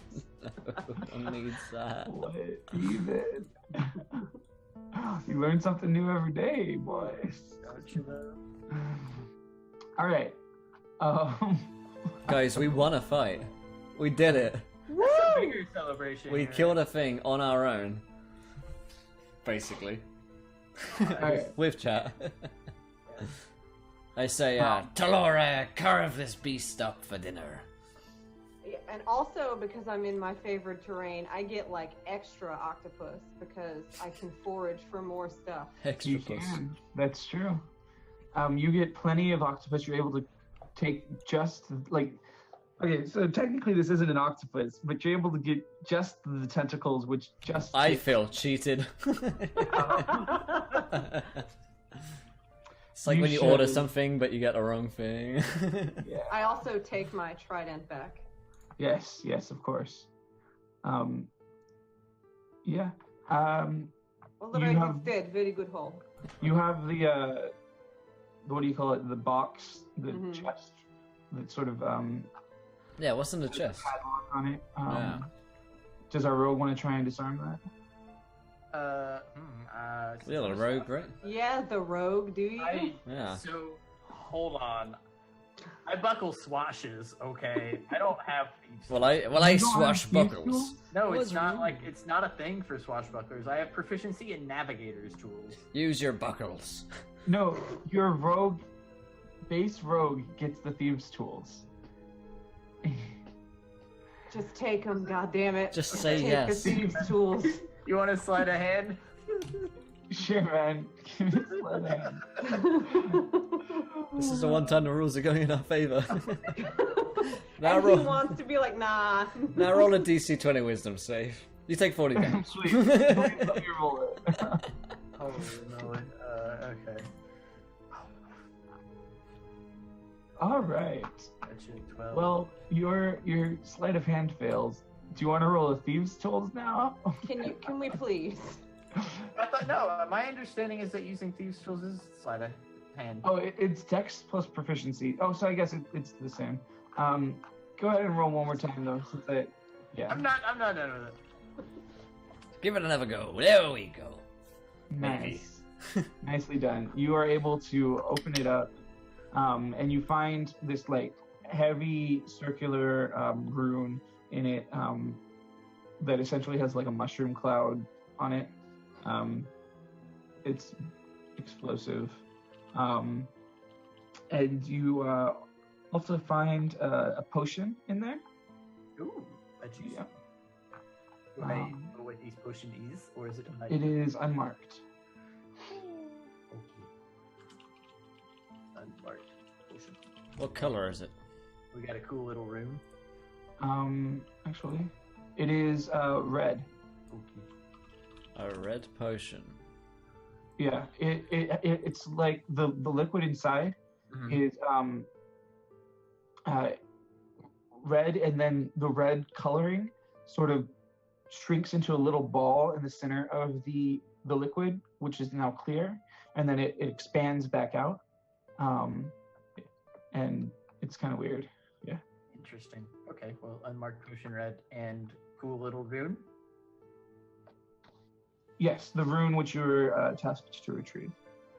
Awesome. Well, it looks like I have what we are after in the chest, so if we have sufficient octopus bits, I think we're ready to head back. We have Yes. enough octopus. Yes, you have plenty of octopus. Next Delightful. to put everybody. Oh, shit. Then cool. I think we're ready to head back to old boy. Well, if we have what we need, then I say we return at once. Go back to Captain Olgart. Doggy paddlement begins. No, you have the mounts. Oh, that's remember? true. Yeah, we have the sea otters. And to explain why Boya wasn't with you in this fight, she definitely stayed. She's never in any fight. That's the No explanation explanation why. needed. We No. know, boy. She stayed behind with the captain. They had some catching up to do. I just want to say that my big, giant, muscular ass is definitely riding all daintily side saddle on my underwater mount. Oh, the memories of former me. Did you do that in a past life, Phil? No, because she's the character. Character, guys. Come on. Sure, sure. Phil's on drugs. Oh, what that bird has seen. All right. You return back to Ascarl and meet up with Captain Olgar again and Voya. And he seems visibly impressed with your retrieval, as it were. He says, "Very well. We may be able to work together after all." He says, I have a plan to assassinate our ill-littered host at her crowning ceremony. This is needed as a distraction.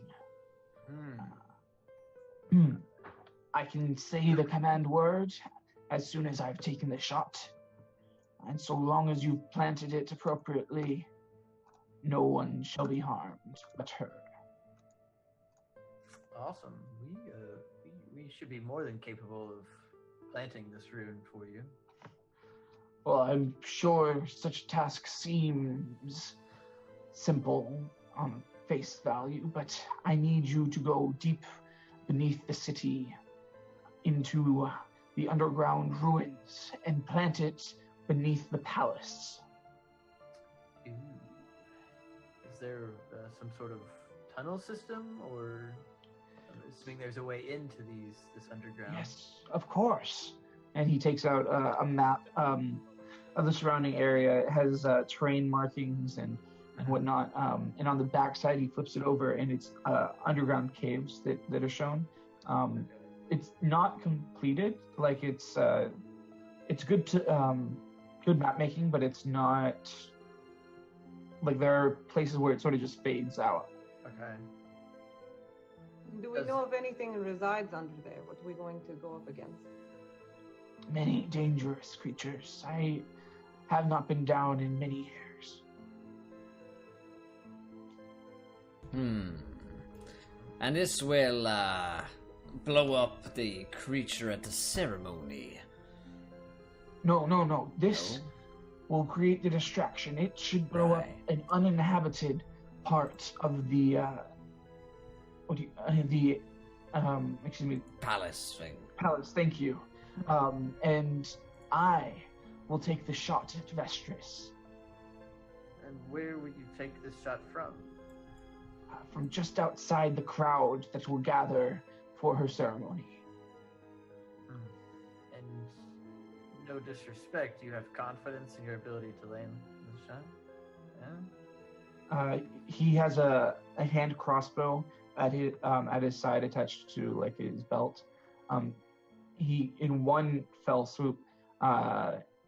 There's like a dartboard on the wall, and on the other side of the room, he takes it up, points it, and shoots, and it lands. The bolt lands in the center of the dartboard. I've been known for my aim. Excellent. Well played. All right then. Well, seems like we have a deal. Our fair share of the treasure after we have the palace, and we'll help you cause a distraction so that you might kill the creature. Is Voya in on all of this? Voya says, yes, I'll be going with the captain. I'll have my eye trained on Vestris as well in case his first shot misses. Seems reasonable God, enough. he looks at him. God forbid. Very well. Then We're staying behind Voya. It was unexpected. Right. I could do with a rest before we head out. Oh yes, we have a number of nights until then. It's in 3 days' time. Oh, in that case, then We could rest. I could we'll make rest. us some soup. That sounds fantastic. That tentacle soup sounds delicious.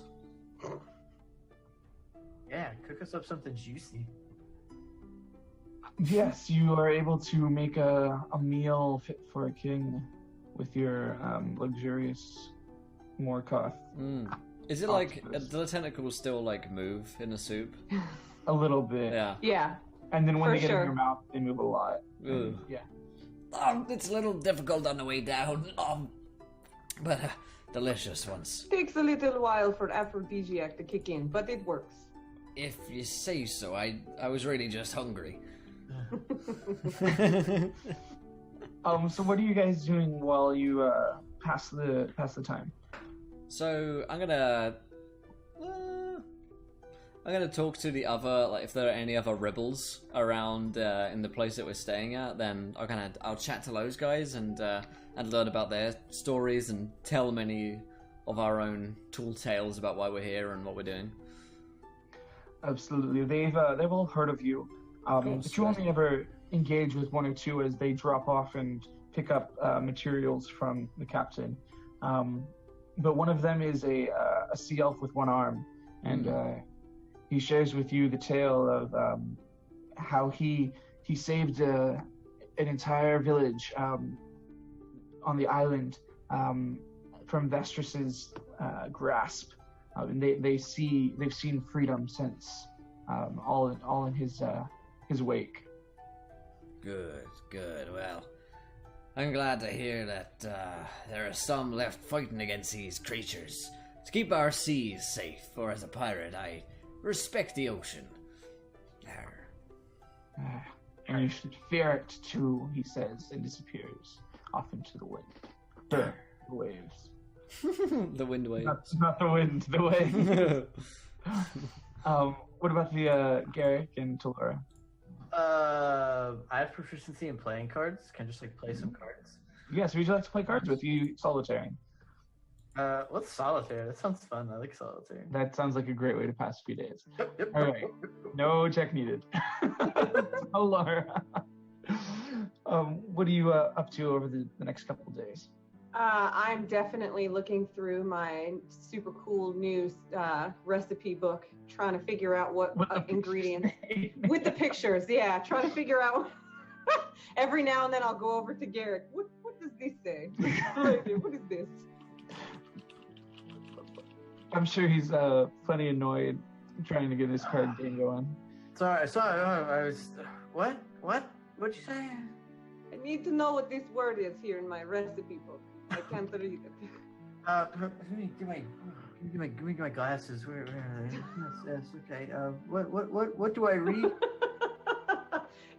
I don't know some of these words in my recipe books. Please, I need help.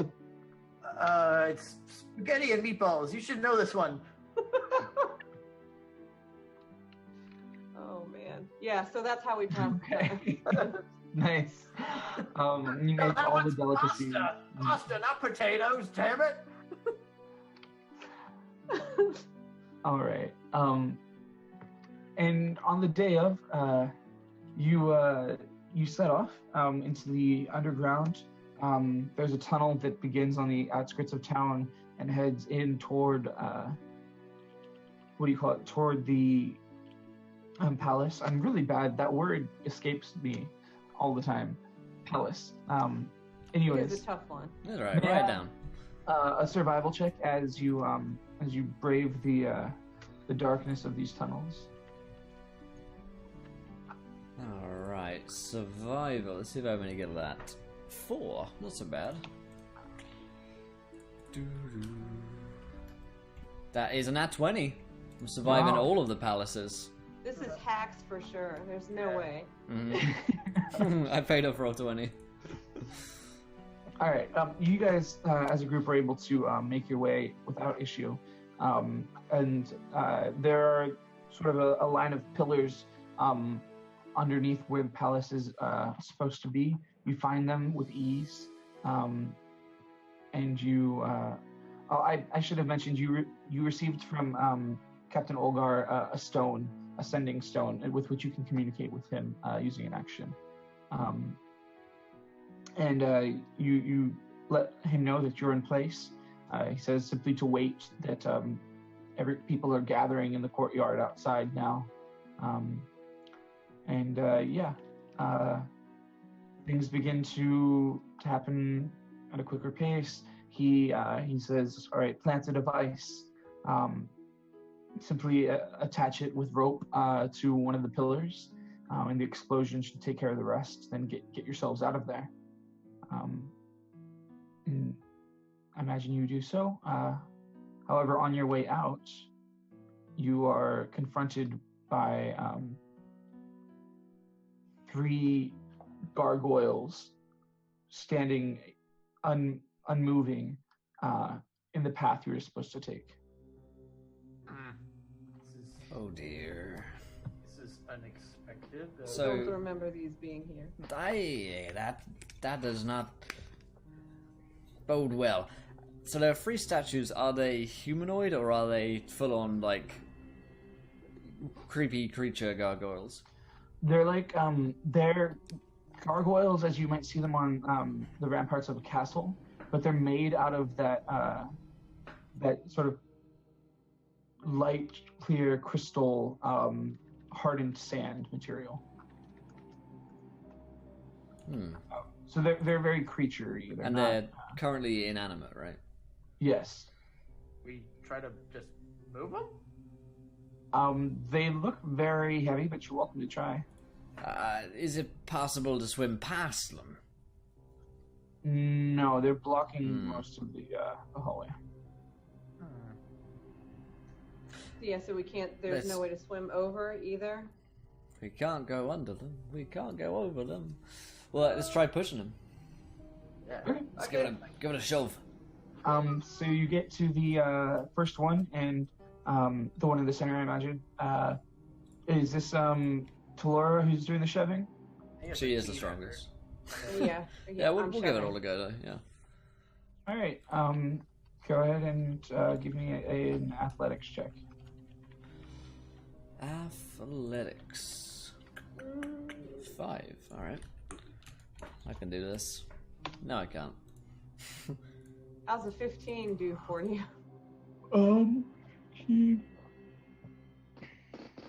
We're nailing this. 12, 10, and 15. Guys, why do we suck at this game? What a worse D&D. So it begins to fall back, and it becomes animate, as do the other two, and it catches Oh, good. itself and stands up. And with that, can I have initiative again? Damn it! Why did we know this would happen? I know, right? 15. Don't worry, we succeeded in one battle today. That means we're going to nail this one as well. There are only 3 of them, and as long as they don't make us roll wisdom saving throws, we'll be fine. It's our one weakness. My one weakness! 36 damage! Yeah. Alright, so I'm back to 31 hit points.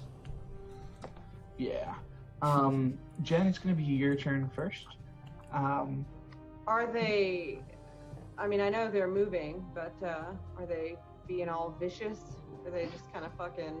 Oh, they're snarling at you, and they're very ugly. They have like gills, as if they were crafted in the likeness of these marrow. All right. Well, am I far enough away to take a shot at one?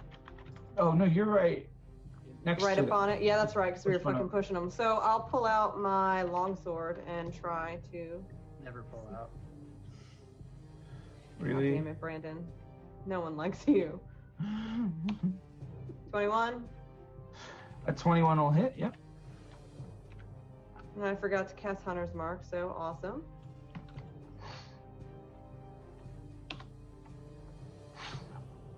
All right. 9 damage. And What are then you attacking with? I'm sorry, I forgot. longsword, All right. short sword, longsword. Fuck. Okay. All right, so second attack.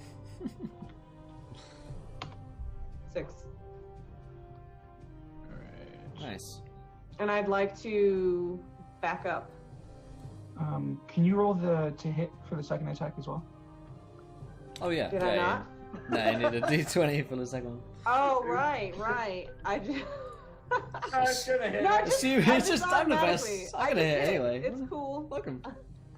Fuck me. So the first one hits, and you see that their stony, sort of glassy bodies resist your attack a bit. All right, so I still want to back up within like shooting range. Okay. From these So guys. you would take 2 opportunity attacks as you're in. 2. Okay, good. Let's get fucked. That's what happens when you push one over and then try and run away. I already said I was doing it, so roll them attacks.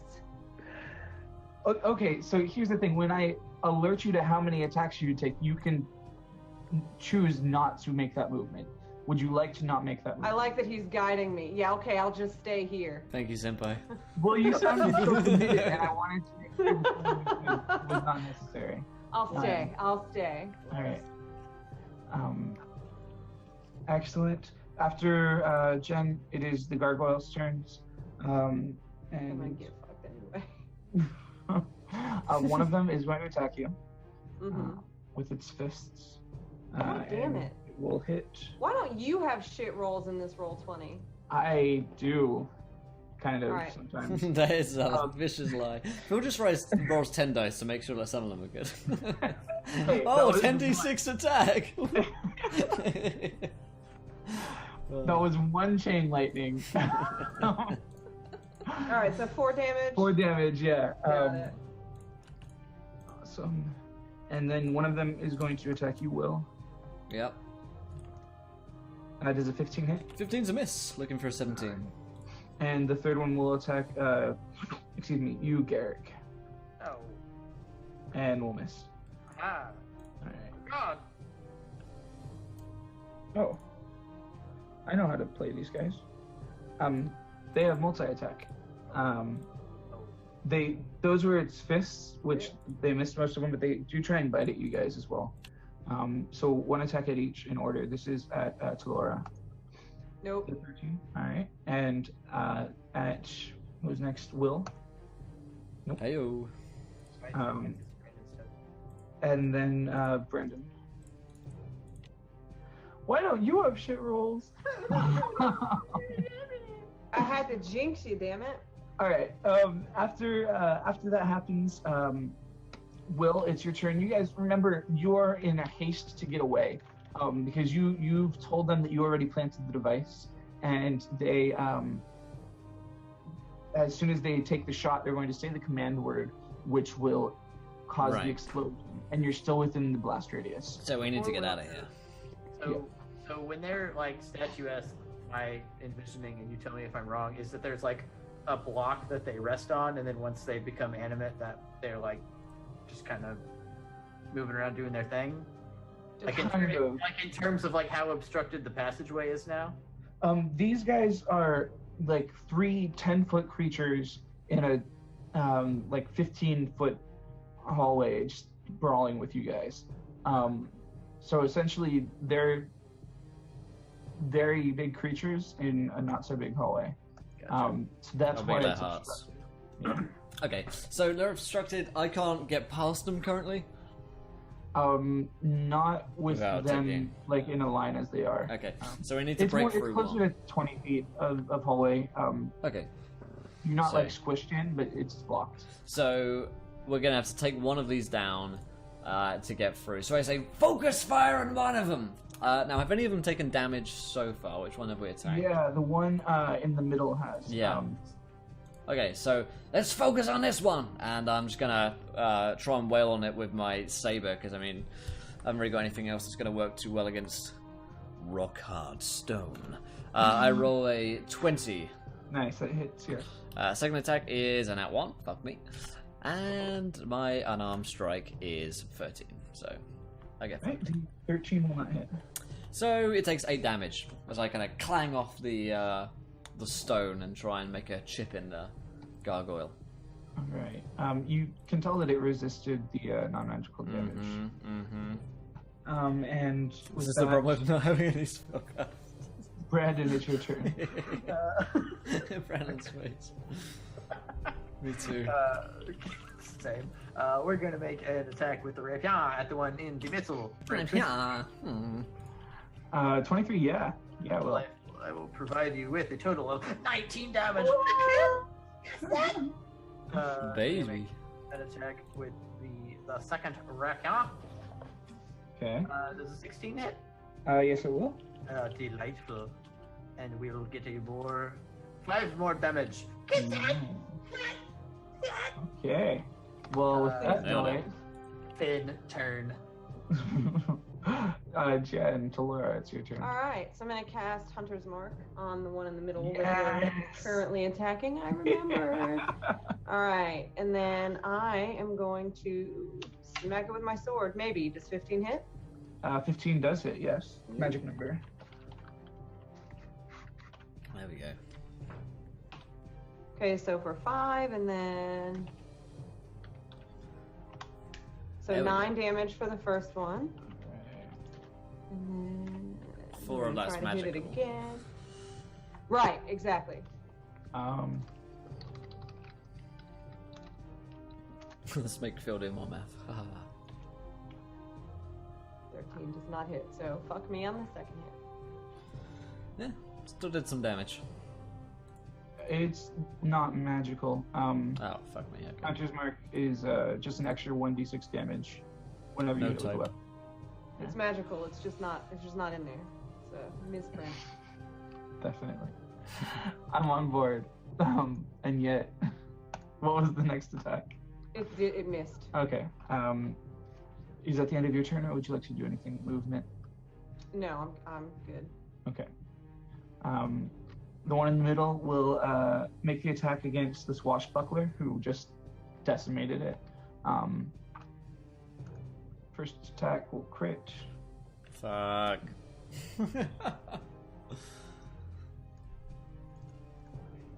For 10 damage against you, Brandon. Credit to half that.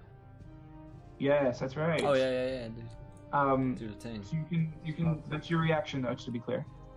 Yeah. All right.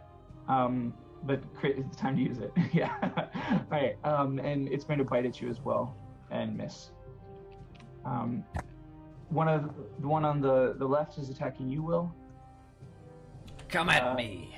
For 1 hit, for 8 damage. Okay, I'll take it. And good, thank you for taking it. This time you're lucky. I'll take it this time. And then the one on the right attacks you, Talora. Does a 15 hit? Missed. Does a 19.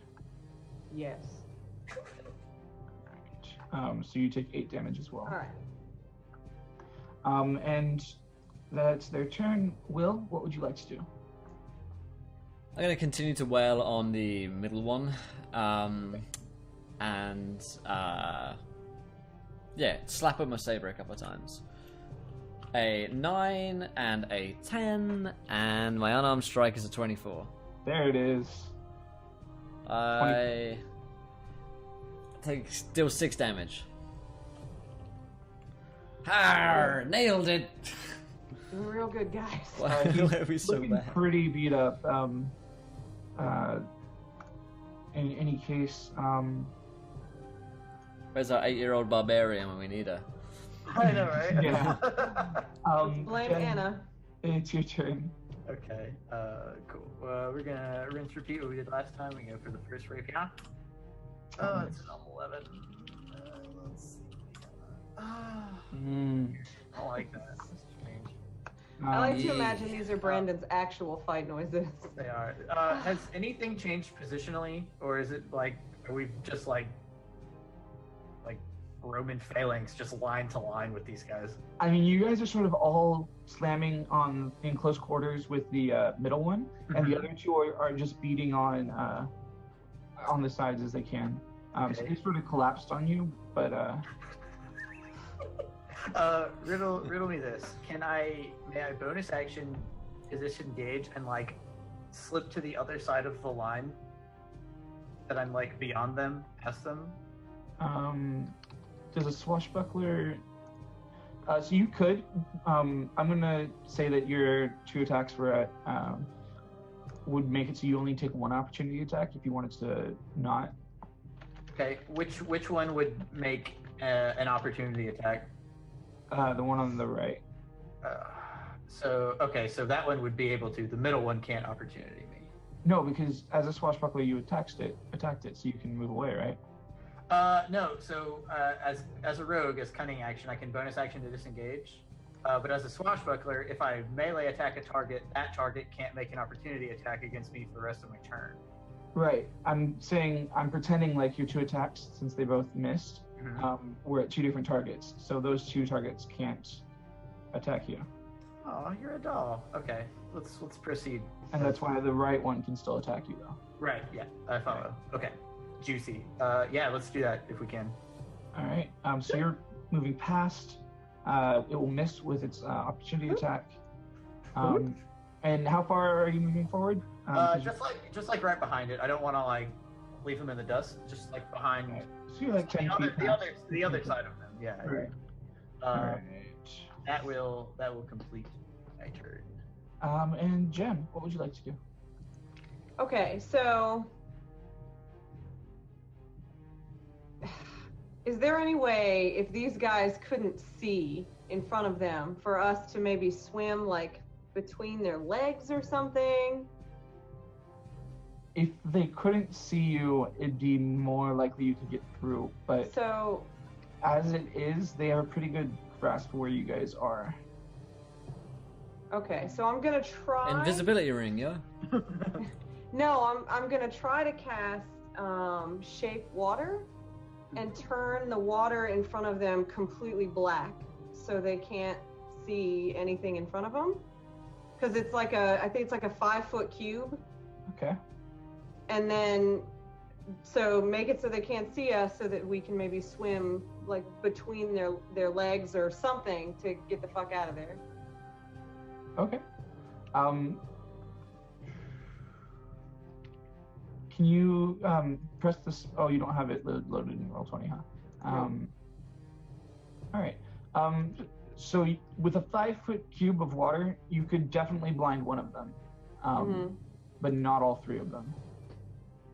So could I blind the one in the middle enough to fuck him up to shift so that we can try and get through? No, because there are 2 All right, others. fuck it. All right, I'm gonna hit him with the goddamn sword. Fuck him. It doesn't have. There's not enough effect of the spell. Otherwise, definitely. All right, so 19. 19 definitely hits. Yes. So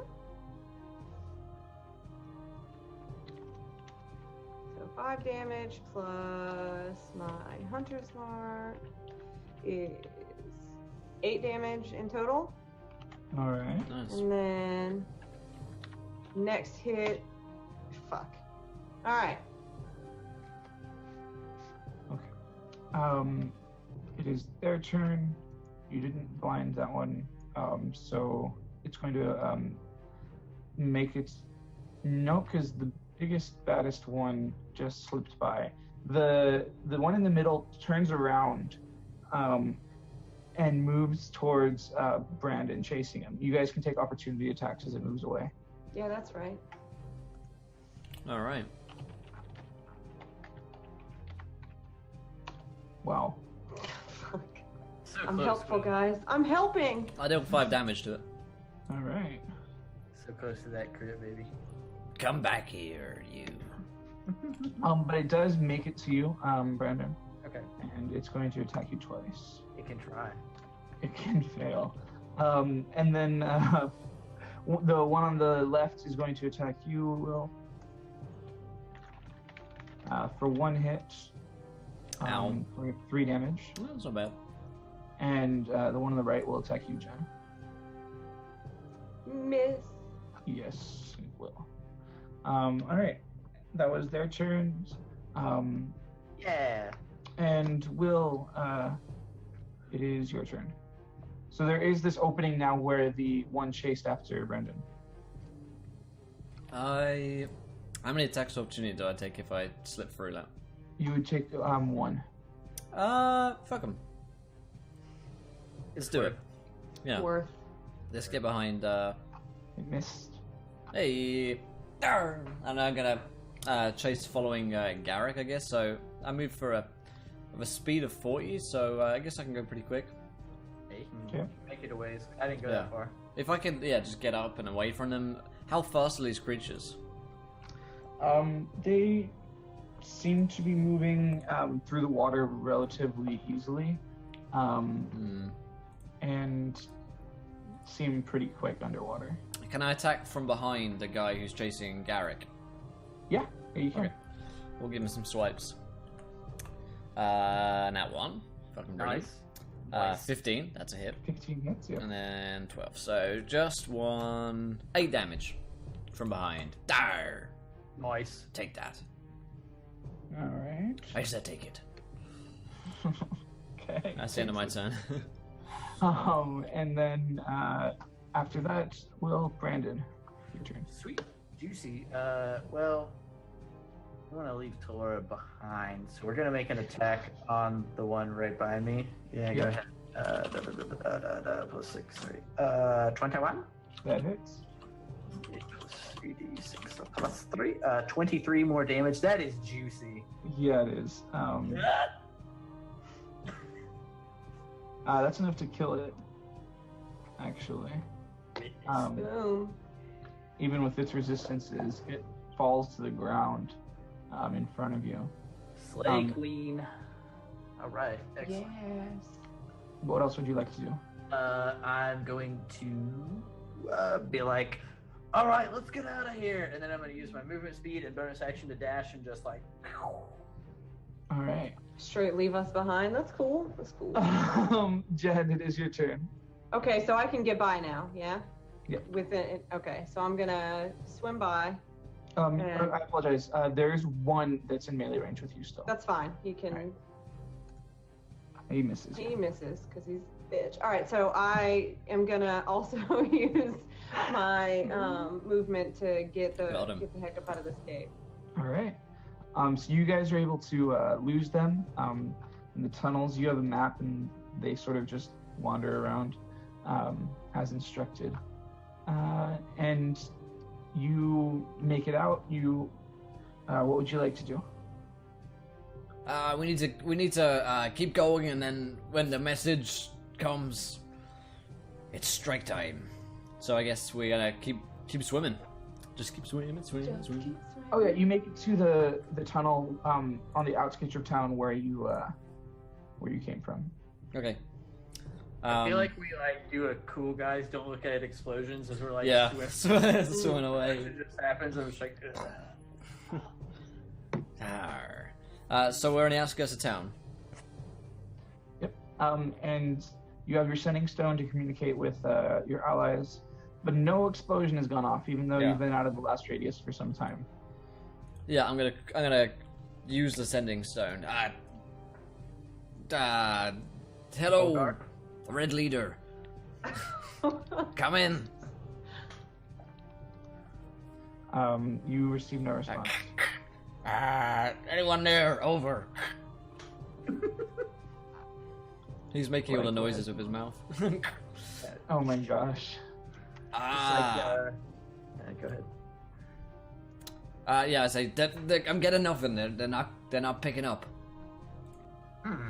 I guess I'll try it real quick. Ogar, can you read us? Over. Nothing. Oh, this might be bad. Did he say how these detonates? He never gave us the trigger word, I don't think. This is not good then. Is it triggered? Triggered? No, it's not. Gosh, maybe we should head for the tower quickly, just to see if they're still there. Perhaps so. Where would I meant to be in position currently? So the courtyard outside of the palace is where this event was happening, and they had a sort of planter alcove where they were going to set up that was relatively obscured, that they were going to make the shot from. Okay. So it's at the palace. So, I know it sounds silly. Mm-hmm. What if we split up? Well, boy. let me pitch you an idea here. What are we supposed? We don't know exactly, but I don't think they'd be back at the tower. Why would they go back there? Well, I don't think they would go back. I'm wondering if they got held up or something happened. Oh, but tower? Do you mean palace? Yes, just to clarify, because we were at a tower earlier. Yeah, that's what I was thinking. Sorry, whatever room we met them in. Oh, okay. Okay. Whatever room we met. Oh, okay. So downtown, Ascar. Well, if it's, am I right in thinking that we could go to that place on the way to going to the palace Yes. ground? Yes. Okay. In that case, let's stop off at the meeting room area, underground bunker thingy, and then head to the palace. Yeah. Okay. I like it. All right. So as you approach downtown, the building where you were meant to be, you notice a lot of marrow, like you would, but nothing on the street. Heading into the room, the door is closed as it should be, and inside there's nobody. Okay, something might have gone terribly wrong. To the courtyard? Courtyard, I guess. Yeah. Take a break for the courtyard. Yeah. Seahorses, go! Okay. Yes, you make it to outside of the palace. As you approach, you see people are trickling out as the event was there, and There still has been no explosion. They do not seem in particular uproar. This crowd is very diverse, almost like it was planned, like for optics to be that way. Like there are sea elves, there are Triton, merfolk, and the Marrow all together mixed in. But none of them seem shocked or anything. Can we see like Voya or Olgar in there at all? Are you going to make your way like into the courtyard through the crowd? I think so. Yeah, I think so. I would wanna like not like be weird about it, but just like, try to Yeah, see yeah. Just kind of. also trying to like keep an eye for either. Yeah, not like Well, rushing Anthony- through the crowd, but. All right. Can I have perception checks from you guys as you make your way through the crowd? Certainly. I provide you with a 19. Have a 7. Well, the 19 definitely helped the 7, and that averaged it out. You guys, you had a general idea where they would be, but there isn't a planter there. Instead, it's like a raised platform, and upside down, with ropes around their necks, are Voya and Captain Olgar. Okay. Are they dead or are they about to be like hung? They're dying, but there are Fuck. multiple Miro flanking them. Oh, we're gonna Robin Hood, Prince of Thieves this? Well, we have to dress like women first. Well, you guys do. Yeah, and then I have to shoot an arrow through 3 ropes. We don't have time for that. Morgan Freeman, where are you? So Voya and Olga is dying. I turn to Laura and Garrick and say, I don't think there's any way we're getting them out of there. Have to stick to the code. I don't think so. Is there like so if we're in this crowd, Phil, are there? I know there are Meryl in there. Is there like a human or like a? I don't want to say more normal, but like a race I'm more accustomed to, like that I would maybe think is friendlier, like near us. Yeah, they're still mingling and sort of speaking darkly amongst themselves, and you can find a human. Okay. Well, I'd like to mingle and be like, oh, well, what did these two do? What happened? What's going on? We just got here.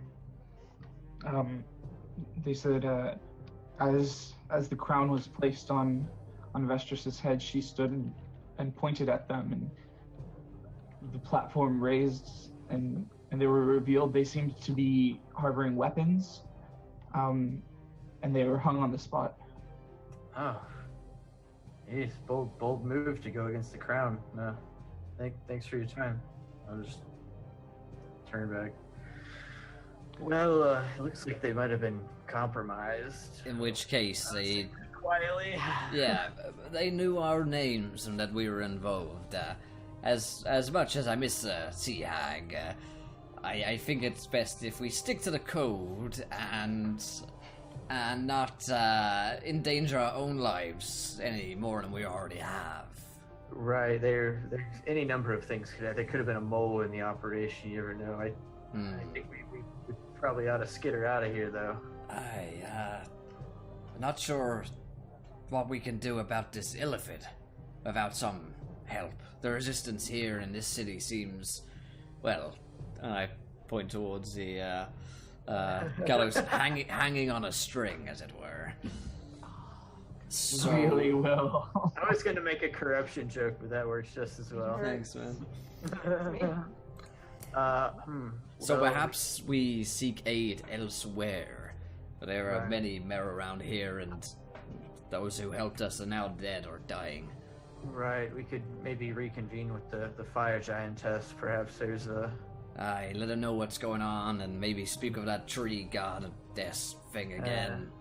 Another Maybe see if we can get the sea elves to take a side. way. Now that Voya's dead, I mean, she was an envoy of their people. Perhaps her death will trigger a uprising amongst them. There was that ship close to, what's his name? Oh yeah, Krafen. that came by where we were. Aye, aye. There was that ship close to Krafen the turtle. Perhaps we could speak with them again and see what they know, but seems to me as if the Illithid has this one. I'm inclined to agree with you. This feels like an unfortunate lost cause for the time being. It may be a task we have to return to. Aye. To be honest, she was pretty terrible anyway. Didn't really help very much. That is true. I mean, she didn't even take part in a fight for her own life. So I'm like watching her hang. As you exit the, you're discussing and you exit the courtyard in the palace together. The sending stone activates in your possession, and you will hear, "Such a pity you weren't able to attend my event." No, like, because Elysium's the one that had it last, yeah? Yeah, the Sunday Okay. stone. I'm just gonna like, so I guess we'll all hear that and I'll be like, just get rid of it, just dump it. Dead drop, get rid of it. Yeah, Who I did? plant it in someone else's pocket on the way past. We didn't see it. Like, can we like pass it to me? I just want to inconspicuously like put it in someone else's jacket. Oh, absolutely. Yeah, you can, sure. You know what? I'm gonna do it. It's happening. This is happening. Would you like a sleight of hand? Yeah, please.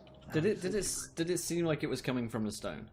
Yes, it was Yeah, definitely okay. coming from stone in the same way that you were corresponding earlier. Yeah, okay. Okay. It knows, the beast knows. Oh, baby. You slided the shit out of it. You put it in the elephant's You- pocket. I just got put rid it of down it. someone's pants real quick. Absolutely. Okay, cool. Now that our hands are washed with that, All right. Yeah. I'm gonna say that the creature, it knows. It must have the stone. It must know who we are. Let's get out of here quick, else we'll be on those gallows next. we can hope that it only knew about the stone and may not know of us. Just in case, Oh. can I cast pass without a trace on us so that we can get the F out of here without anybody seeing us? Yeah, you can take a step to the side and in an alley and cast it, making it much easier for you to escape, and make your way to the edge of town if you would like. Yeah, let's get the hell out of here. Yeah. Pop on the Okay, ring every now and You aren't- again. yeah, you aren't noticed by anybody. Just periodically. Yeah. Wow, this is fun. We will share it. Yeah, so I think we're going to Have Head a out. toke on this, bro. Yeah, we're leaving Cool. the city. Cool. Underwater squad You out. make your way back to the anchor, and you're able to climb back up to your ship. What are your plans? We're coming to a close for today. What are your Let's go talk with the fire giantess back on our ship before we leave off. Yeah, I don't know how long. Yeah, you climb up and to the ship, and you can ask her anything, or you enlighten her as to why your ally is missing. Yeah, I'm gonna say, God, what's her name? Let's go. I don't have her name down actually. Sea giant, fire giantess name. 1 second. I've got Thrall down as the leader of the fire. It is. Sorry, I have it right here. Andromeda. Andromeda, that's the one, Andromeda. Yeah, I'm gonna say, Andromeda, grave news. Voya is dead, along with the resistance in Askarl. They were found out by the elephant down there and hanged not a few hours ago. Now, there's no resistance left in the city, so we fled for fear of our own lives being taken too. But Voya was an envoy of the Sea Elves. Do you think perhaps we might be able to gain nose to our cause? It's a long shot, she says. They don't like war, but if anything would propel them to such action, this would be it. Wasn't Olgar a sea elf as well? Yes. A famous one at that. Yeah, By the so sounds of they- things. So we're talking about the not only Voya being killed, but what I'm given to understand was a legend among them, Ogar, who was leading the resistance down there. Yep. They were both publicly executed. Did they have any kind of like obvious relationship over the past 3 days? Were they like just friends? Were they? I mean, they tried to keep it low key, but yeah, they were definitely a thing. Oh, cooked, I Garrick. got more of like Garrick got cooked. like a mentor vibe, because I imagine him being like so much older. Yeah. Okay, Well, so she's a couple hundred years old. right. She doesn't. Okay. He was trying to get that cougar. So I'm gonna say, it strikes me as though this is a tale of the ages. The lovers dying together aboard the gallows, hung by their evil captors. This is a tale that could spread across the 17 seas like a plague. At this point, we need to be safe. We have no idea of knowing if they know who we are now.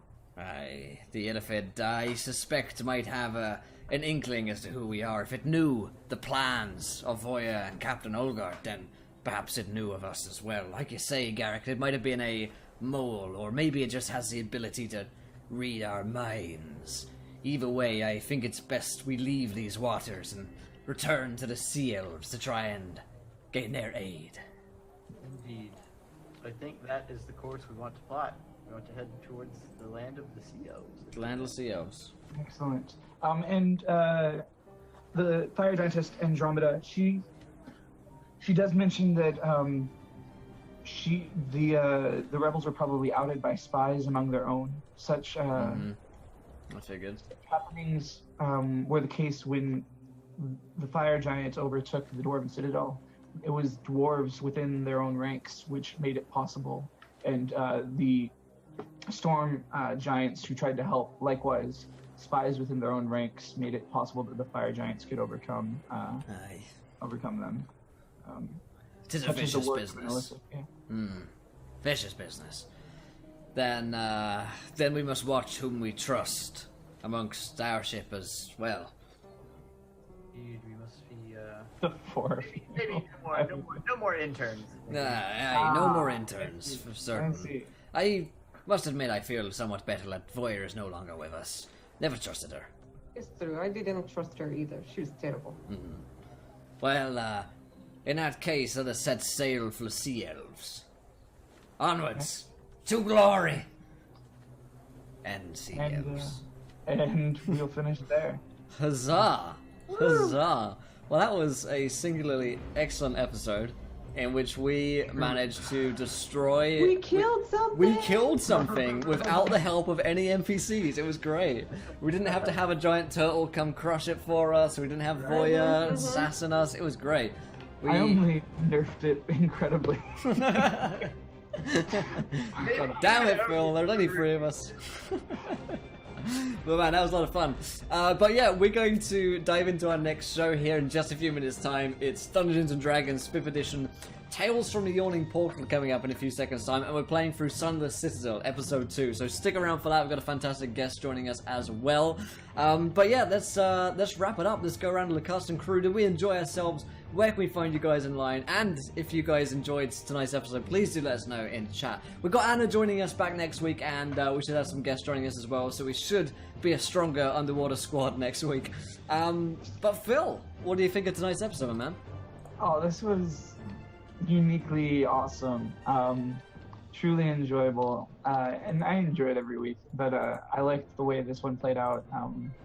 Twists and turns abundant, as always. Yeah. I can't help myself. Anyways, we'll see if you When guys it comes can to tentacles, we all know you can't help yourself, Phil. Hey, okay, see about that. You're right. I have a What problem. happened was... We're gonna have an intervention next episode. I mean, alright, you guys, I'm online there. Yeah, I'd love to know what you guys thought about this episode, though. Yeah, minimal absolutely. filmings. Yeah, we survived with only like one or two films. Couple There of was a Phil's Tentacle account that came in, and I was pretty happy. That was good. That was good. There was Phil's orange mic tip. I enjoyed that meme. That was good. I see you there, Mike tip. Let's go to Brandon. It's John Von Renicus. Oh boy. Oh, God. Yes, I am. Sweet. I am Brandon, also known as John Wunrnicus in chat on Twitter. In chat equals on Twitch. So you're on Twitch as well. This was awesome. I absolutely love this party. I absolutely love Phil as a DM, and I'm glad I made it. We like walked into the door. Yes. Yeah, I'm proud of you. Happy birthday! Happy birthday, man. I texted Will and I'm like, dude, I'm gonna be a little late, and we were on the road. I'm like, shit, I'm not gonna make it. Just running all the red lights. Fuck. But we made it. I had a blast.